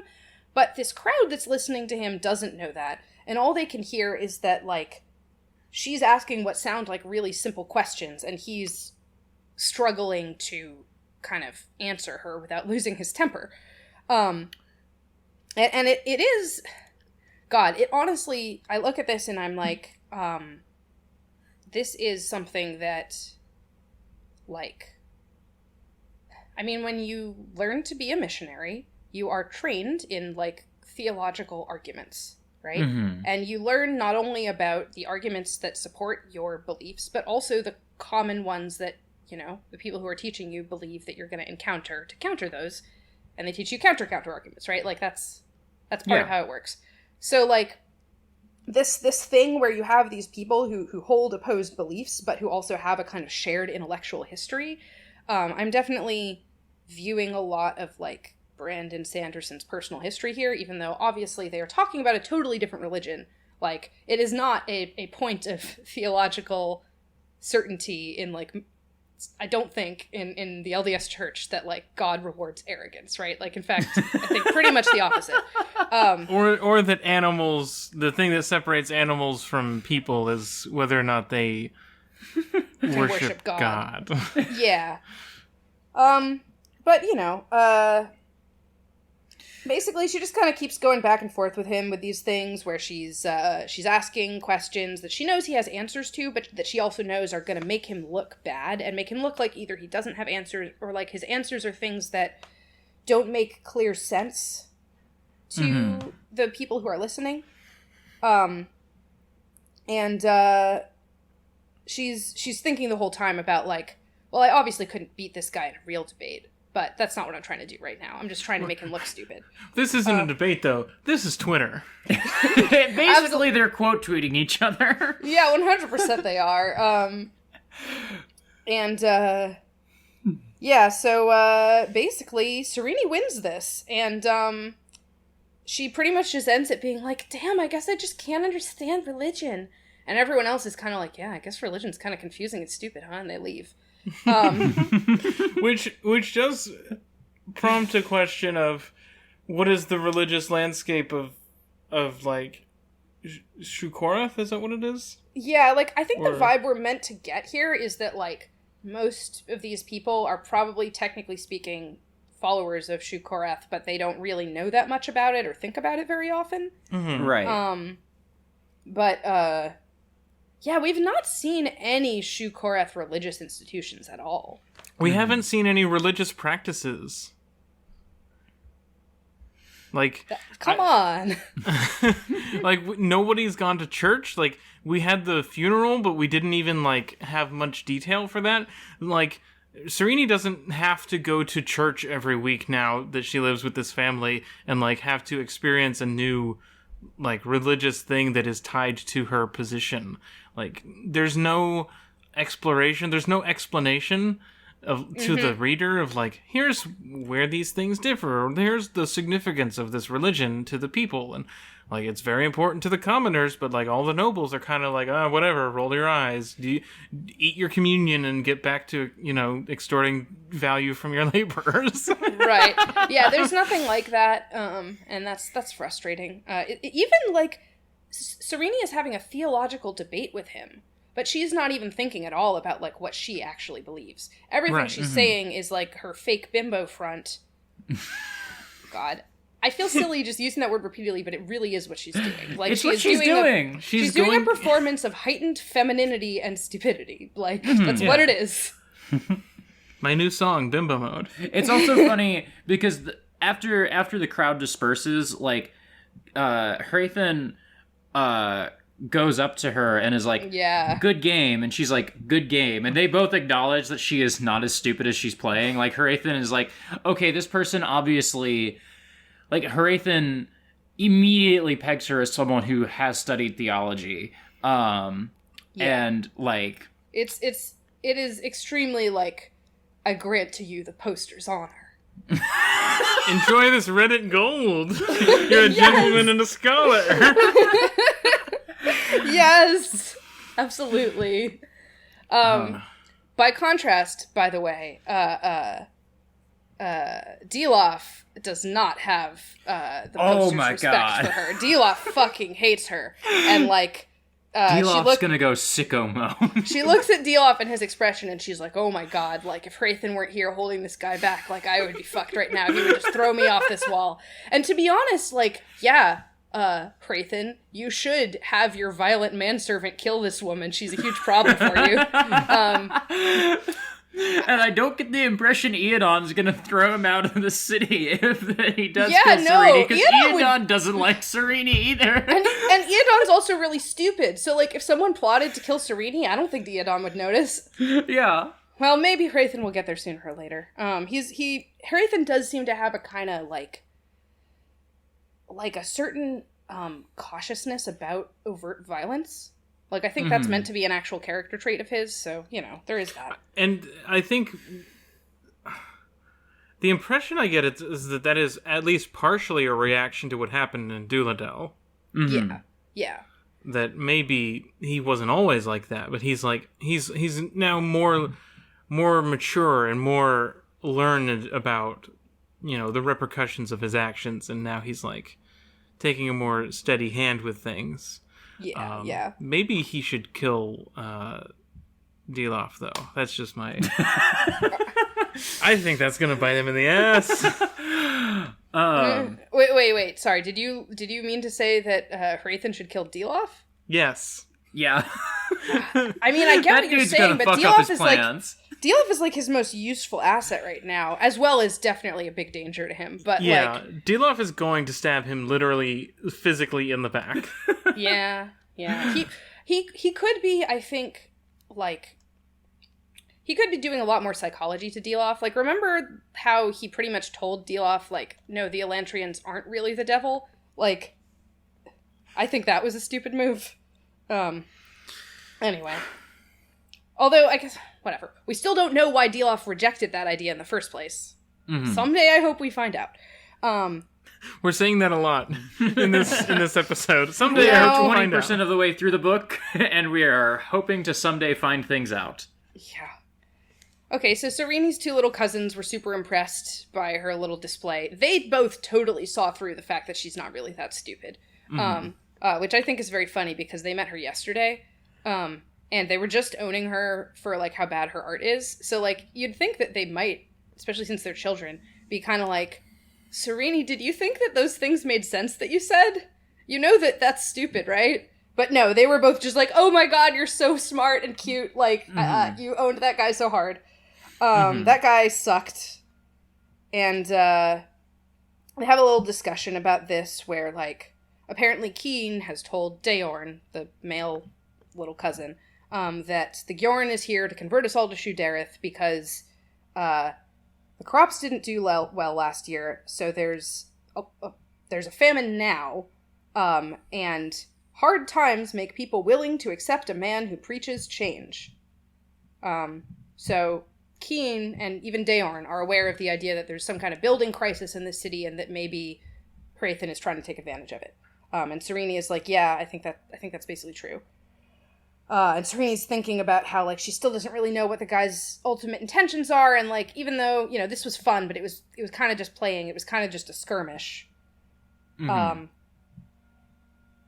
And then she kind of looks over the wall and spots some Elantrians, and Daorn kind of explains to her that they're, you know, that they don't die, and that they don't need to eat, and, like, no one's bringing them food or doing anything. They're just basically, I mean, they're basically dead. And, Serene kind of doesn't want to believe all this stuff, but, like, you know, the kids seem pretty convinced, and they seem also, like, pretty sharp, so she's like, I guess they're right. But there's no way they're actually dead. She's, like, convinced that can't be true. And then she has, like, an attack of, like fear of heights, basically, as she catches the eye of two Elantrians who I think are probably, you know, meant to be our boys. And then she like, knew type flashes and sees Raoden. Yeah, pretty much. And she loses her balance, and Ash is like, we're getting out of here. I don't want you to fall off a fucking wall and die. And that's the end of Serene's chapter. Hrathen's chapter, blessedly, is only one scene, really, so... Yeah, that's true. There's stuff here, but it's not as much as Serene. I just wanted to say that it's very convenient that there is a time of crisis building for Hrathen to use to convert people to a new religion, when he didn't even know he was coming here until, like, a month ago, and he probably didn't know that there were all these crises happening. Mm-hmm. Yeah. It's just very convenient that he shows up with a 3-month time limit while things are about to boil over. Because he's also, on some level, like, the reconnaissance for Fjorden. Mm-hmm. You know? I mean, you know, who knows? Jadith probably works in mysterious ways, right? Like, maybe that's why the crops failed. But maybe not. Maybe the crops failed because everybody's only been farming these crops for 10 years because 10 years ago they didn't have to grow any wheat. I'm telling you, they were just growing corn for the hell of it. They were just like, They were growing wheat and stuff, but only for beer. They didn't know how to make bread yet. Jesus. So I just want to read the first sentence of Hrathen's chapter here, which is, if Delof had been a dog, he would have been growling. There is so much pet play imagery in this book around Delof. Yes! Like, people are constantly saying things like, oh, keep him on a short leash, and like, oh, he would be growling if he were a dog. It's like, he is a dog. Yeah. But also, he is a person. He's a person, and there's something weird going on with him. This is not how people behave. He's just a dog boy. He's just a poorly trained dog boy. Dog boy GF. God, if they gave Delof some gender, oh boy. By they, I mean he, Brandon, because it's not like anyone else would have put it there. Yeah, Elantris is not at the point where Sanderson books are entire productions with dozens of people helping. Mm-hmm. Uh-huh. Like the foreword of like Oathbringer suggests it is now. Mm-hmm. Easily 100 people worked on Oathbringer. Oh my god. Wow. Yeah, it's ridiculous. I mean, I guess, you know, it makes a ton of sense, but, like, wow, damn. Yeah, these are, like, big productions now. Like, I guess, multi-million-dollar Kickstarter productions. The fact that I don't have that many friends who read Sanderson books and didn't for so long kind of, like, warped my perception of the fact that this is, like, one of the most popular fantasy authors right now. Mm-hmm. Yeah, is Brandon Sanderson. And it's like, I didn't think about that. I didn't really, like, internalize that, but like, Yeah, he got like $1 million on Kickstarter in like an hour. Mm-hmm. That's God. That kind of sucks. You know, like, don't use Yeah. Kickstarter if you're gonna use it that way. Like, Yeah. you don't need to, and it's bad for the people who are trying to use Kickstarter who can't use any other funding platform. Yeah, I would agree with that. It's just that like nobody talks about him. Like, I don't know, it's weird that he's obviously so prolific and so like popular, and yet at least in circles that I run in, like nobody's ever fucking heard of him. Mm. I think that just speaks to like the weird ways in which like if you look at like data, like more in the 2010s, like more people are reading books than like they used to, and also like people who read books, like if you look at like, are reading like dozens and dozens of books. Like, Yeah. you get like people like me who have like, oh, I've got 100 books in my Goodreads this year, and it's September. I'm probably gonna bump that up to 120. You know, like, Written fiction is its own fandom, its own industry. yes, yes, And it has a lot of like relationships with, say, video games or movies, right? But it's not the same thing. And it definitely has its own like weird little world where like I guarantee that like the people who are trying to, I mean, actually I was about to say something like the people who are trying to make like epic fantasy TV shows and movies probably don't know about Brandon Sanderson, but actually that's not true. But they probably think about his work as like, here's some IP that we could license. Yeah. You know what I mean? Right. People in TV and film often see literature as just like an intellectual property industry, in the same way that now like Disney does not care about Marvel publishing, except for Right. it generates new intellectual property that they can turn into like actually profitable stuff. Yeah. I'm actually a little amazed with saying everything I've just said that there's not any like visual adaptation of like Sanderson stuff. Is there beyond like, I know there's graphic novels that he wrote. Well, there's stuff in production. He has Okay. optioned things. There is a screenplay for Mistborn floating around. Yeah, that makes sense. It would be really bizarre if there weren't anything like that at all. But it's interesting that nothing like that has actually like Materialized. Yeah, exactly. It seems like there was a huge swell after Oathbringer came out a few years ago. So Yeah. it seemed it would make sense for those things, you know, they take time, I guess. And Yeah. No, that's all true. I think like, you But know, it's interesting because I think Brandon Sanderson was the guy in epic fantasy circles before Oathbringer, you know? Like, he kind of became that guy, I think, through finishing Wheel of Time, really. But there's a little delay, I think, between when the science fiction and fantasy publishing world is like, oh, this is the guy, and the point where other industries are like, oh, that's the guy, huh? right. Yeah. Like it takes a while to spread past your like very core demographic. I had something I was going to say. I don't remember what. But yeah, I'm sure the thing that I kept thinking about reading Skyward is that how much I wanted an animated show based on Skyward, and I was like, oh, this would be really cool as a movie, and then I was like, no, wait, like I'm tired of movies, actually. I genuinely wonder, does Brandon get into writing YA in part because YA does so well when you option it as a film? Like, Yeah. like in the post-Twilight Hunger Games boom, like, if I'm Brandon, I write a couple YA novels that maybe aren't my best work because, like, it reaches a new audience, and I know that, like, that genre, like, gets optioned a lot, you know? And I mean, it's even like beyond that level of things. Like, YA is also just a very profitable genre of novels, right? Yeah, exactly. If I were Brandon's editor, I would simply tell him to write some YA books, and like clearly he did. Yeah. I also think that he just really likes writing. Like, Yes. I think he enjoys the act of doing it, and so doing it in like new spaces is probably interesting.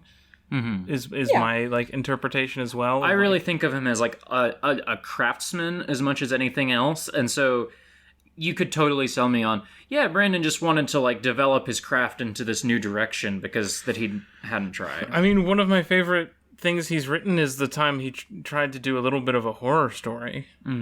I think that was really neat and cool, and that short story I would love to see turned into like a movie. Yeah. Like, Shadows for Silence in the Forest of Hell is, a fantastic name for a movie. Yeah. But anyway. You know, I definitely think, like, when I look at how, like, commercial, in a sense, Brandon Sanderson's work is, I don't see that as something that's inauthentic. I think he is lucky enough to have the things that he enjoys writing and, like, the things that fascinate him also be things that are extremely successful. Yeah. I don't really get the sense that he is, like, warping his stuff to make it more marketable.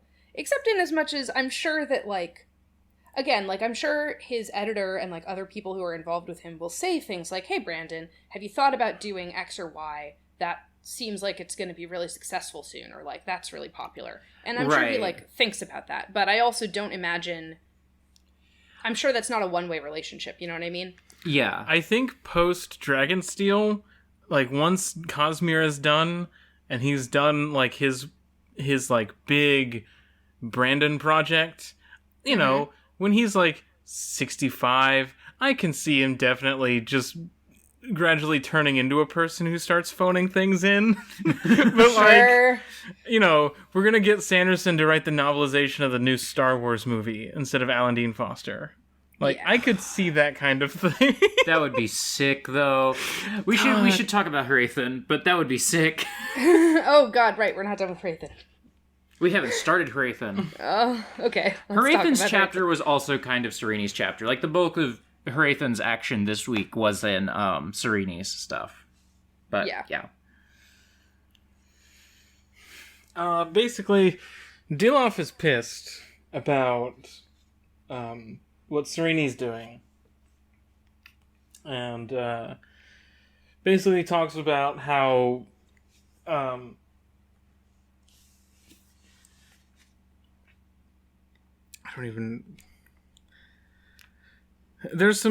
do their little thing that they do where like Diloff says one thing and Hrathen like gently corrects it to be more in line with the actual like religion. Yeah. Because Diloff is an extremist. I'm talking about, like, what Hrathen despises and who Hrathen... No, Jadeth is God's name. Who and what Jadeth despises, or why. And he talks about Jadeth will return to us when all men are united under, like, this belief. And then Diloff is like, well, all living men. We could just simply kill the non-believers. I think it's probably worth noting they're specifically talking about Serene's homeland of Teod because, like, the Teosh people have been, like, particularly resistant to Shadareth. And, they like, injected on what... Hrathen views as a slight misunderstanding. They ejected all Derethi priests from their kingdom, like wholesale, and there is no influence there at all. They completely reject that religion in its entirety. Yeah, and it seems pretty clear that, like, Hrathen kind of thinks that maybe eventually Teod could be converted, and Diloff thinks that that is impossible, and the only way to deal with them is to kill all of them.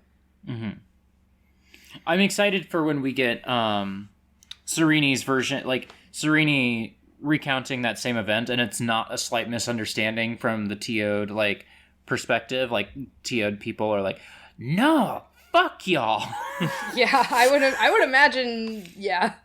It is interesting that, like, Serene's been running into this fucking Gjorn, and she hasn't thought, like, damn, a Gjorn, I hate those people. We kicked all of them out of our country because they suck. But rather like, a Gjorn, interesting. Here's what I know about the geopolitical situation, you know? Mm-hmm. Right. I mean, that ties in with her not ever talking about her own, like, religious beliefs. It's like, she's so focused on, this is what I know about the Gjorn and where the Gjorn's from, and not in the context of, this is what I'm like or where I'm from is like. Mm-hmm. Yeah. Which I think is just a thing that Brandon has just learned better since. Mm. And also,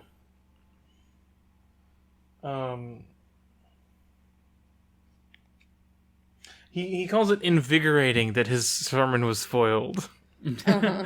Right, because he loves to have a good opponent, you know? But he doesn't necessarily want to actually fight people. Mm-hmm. But he will gladly meet them in the battlefield of ideas. Yeah. It's going back to like the two of them tipping their hats at each other. Like, they're both gamesmen in some way. Absolutely. And then he has a meeting with some nobles. And he's trying to convince them to sort of join him and his church because, you know, this will help them after times of unrest.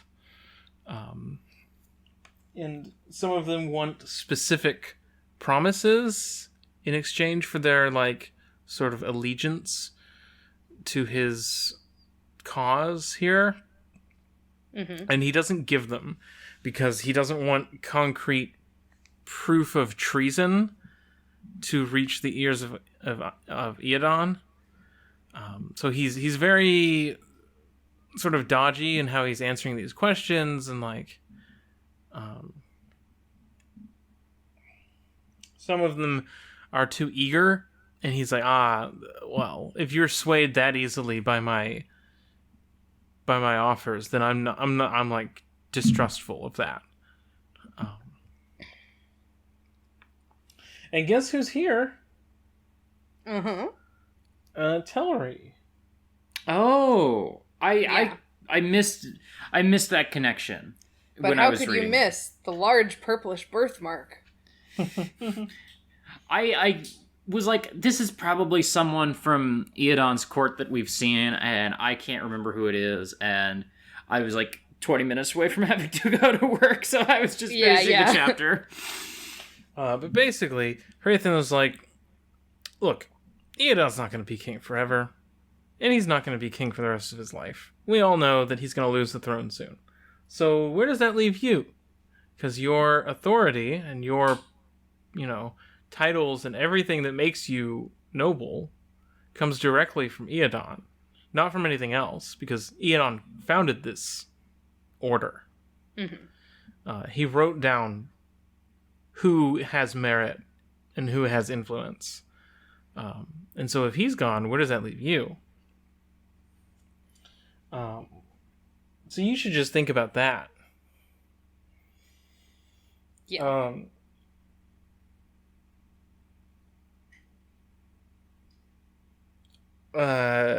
He talks a little bit about the Karathi religion, but not in any material way. Yeah. And he also talks about people people want the Elantrians to come back, or at least they want to believe that they can come back. They want to believe that that's a possibility, and some of them do believe that the Elantrians are testing their faith with all this. Mm-hmm. And so they don't want to, disregard that out of hand, because there's a chance that Elantrians will come back and punish those faithless. Mm-hmm. But, basically, that's the chapter. He, convinces a lot of them. There's, at some point, it, skips ahead, and it, says that he, talked to them for a few hours or whatever. Mm-hmm. There's something Brandon's doing here that I'm not a huge fan of, that he does in a book that, like, I don't think Tilly's read, so I won't spoil anything, but, like, this character is having a debate with, like, a big council of people who are not characters, really. Yeah. We introduce this nobleman, and he's like, he's very stubborn, and he really believes that the Elantrians will return to them someday. And so he raises this question, and Hrathen, like, addresses that question, and then it's like, we introduce a new nobleman who's just here for the money and here for the promises, and that person raises a question, and Hrathen responds to that one. I think this scene would work a lot better if he just met with Telri, and Telri became a character in the book, you know? Because Telri still hasn't spoken. Yeah. And I think that, like, this is the thing that I've talked about with the Raid and stuff, is that this book is severely lacking in character drama, I think. Yeah. And I think this was an excellent scene to introduce it, and it you could rework the scene to work better for me. What were you going to say, Tilly? Oh, well, I was just about to say, I feel like probably the sort of the like obvious simple answer is like, well, you got to have all these nobles because you got to represent all these different viewpoints, right? But like we just had this chapter where Serene spent the whole time like going through theological debates in her head about positions that she herself doesn't hold. So you could totally have a conversation between Hrathen and Telri where Hrathen is like, so yeah, here's my proposal, and Telri is like, okay, I like it, but here's the things people are going to say against it. What are your answers to them, you know? You could have all the same stuff about like, okay, are you really saying we're going to get all this change really suddenly? When you did this in Duladel, it took hundreds of years of setup. And Hrathen's answer where it's like, well, are you sure that things haven't been in decline here for a long time too? Like, you could have all those conversations between someone who... Yeah. Like, you could definitely have Telri just be like, prove to me that you can convince anyone of this. Yeah, exactly. Yeah. There's also something I want to point out, which is that people talk about... Hrathen says, until very recently, Duladel was the seat of one of the world's oldest religions. Now, as far as Fjordo recorders can tell, that religion has been completely wiped out, at least in its pure form. And they call it the collapse of the Jesker religion. And we've mentioned the Jeskeri mysteries several chapters ago. So that's something. Something happened. There was that got assimilated into the church, maybe? Or... There's a huge religion that's just gone now. Mm-hmm. I also want to note, and this I checked it with like a quick search of my ebook, and this did actually come up before, but I don't think we commented on it. Duladel was a republic. It was the Duladen Republic. No idea what that means. I don't want to make any assumptions about that actually having been like, I don't know, like a better system of government than the ones we've seen, right? Because lots of things can call themselves republics. But like, it is very, very interesting that something called a republic exists. Mm-hmm. When we've only really seen like monarchy and theocracy, you know. And like feudalism. And, you know, certainly you can have those things together. Like the Roman Republic was also a like feudal aristocracy in many ways. But like, yeah, you know, we don't know what that looks like at all. It's just another one of these things where it's like someday maybe we'll find out. Maybe Galadon will give an impassioned speech about like democracy. What if we had flashback chapters that like detailed Hrathen's experiences in the Duladen Republic? You really just want to be reading Way of Kings. I think that Brandon wants to be writing Way of Kings. And he doesn't have that in him yet because it's 10 years ago. Yeah. Or like 12 or whatever at this point. But like, there's a lot of big things and big moving pieces that he's just unable to fully fit into frame. And so there's so much exposition on the sides that I feel like he wouldn't need to do if he could like structure the story differently. I definitely agree. Like, it honestly is a little surprising to me. I mean, I know that like he didn't blow up immediately with Elantris, right? But it is a little surprising to me, just like when I compare this to the other novels, that this book in this form got published and got popular, you know? Especially considering this is, like, the 12th novel that he'd written, and so he was, like, shopping around drafts of Mistborn and shopping around drafts of Way of Kings at this time. Like, and especially in the White Sand. Yeah, Way of Kings and White Sand... Way of Kings and Mistborn became very different books in publishing them, but, like, he had drafts of those books when Elantris was published. And, I think that Mistborn is, like, the one that really took off, but, like, Elantris, there's praise for Elantris on the book cover. Like, people liked this. and it did well enough that his publisher decided to stick with him, you know? It's very funny that the big quote on the back of my copy is from Orson Scott Card. Oh, yeah. We haven't really talked at all, but there is, like, a real tradition of Mormon science fiction writers. Of which, like, Card's probably the other most famous one, but, like, they're not the only two. There's lots of other ones, actually. We touched on this in the episode of Export that just went up on Monday, and I had no idea about this until, like, we were talking about it on the show. I was like, interesting. It's a real, like, I don't know why this is the case. There's, like... There are so many different reasons that this could be true, right? I assume BYU has a good English department. Probably, yeah. I imagine Sanderson teaches creative writing there. Yeah. Yeah.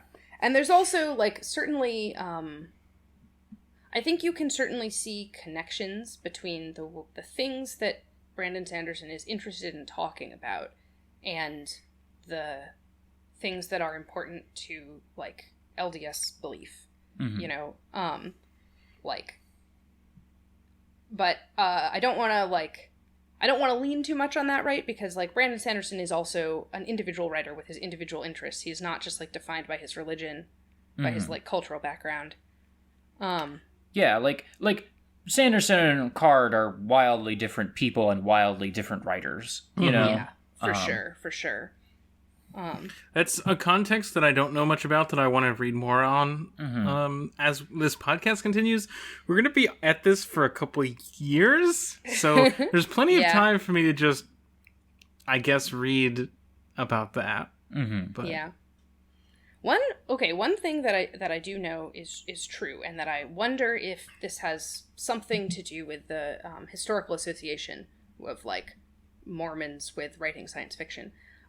There is also a historical association of Mormons with working in the U.S. government. Not to say, I'm not trying to make any ridiculous claims about, like, the Church of Mormon controls the government. No, that's not fucking true. But it's just true that there are, like, a lot of Mormons who, say, work for the FBI, right? And it's also true that there's a historical association between, like, working for the U.S. government, particularly in kind of, like, an engineering capacity, and, like, golden age science fiction. Like, if you think about the science fiction of, like, maybe the 30s through the 60s, a lot of the people who worked on that, like, were in the Navy, or had a job, like, on some army base, or, like, stuff like that. So those are just two associations that I know exist that might have something to do with each other, but I can't really say anything more than that.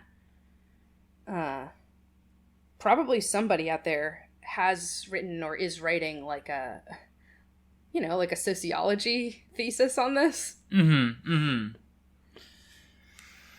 But I think that's basically Rathan's chapter. It's very short. The most of his action this week was in the Sereni stuff. They kind of had an overlap chapter.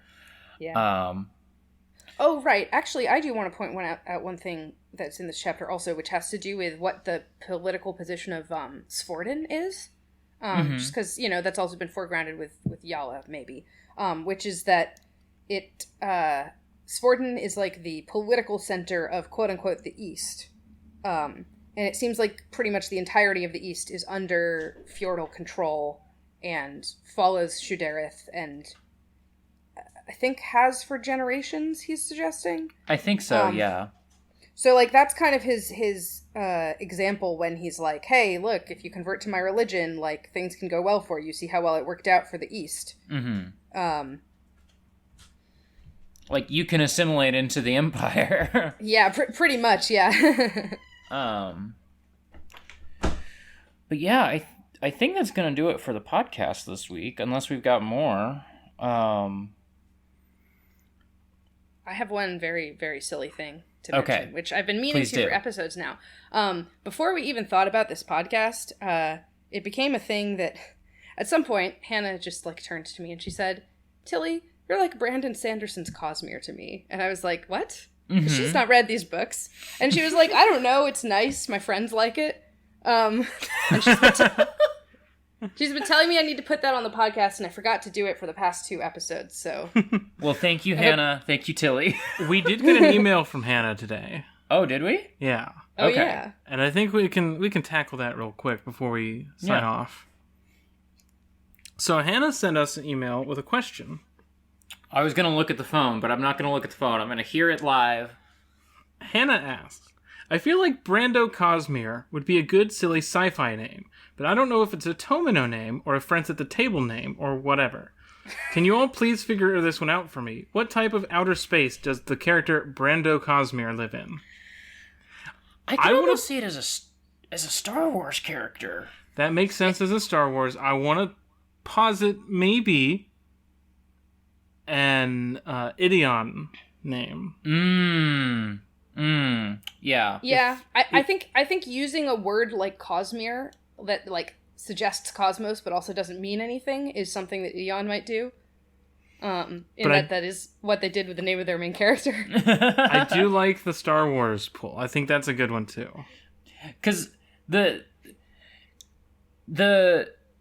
Friends of the Table characters, they would start with Brando Cosmere and get to something that rhymed, maybe. You know, they would be like, this isn't quite what we want it to be. And they would, like, iterate on it a little bit.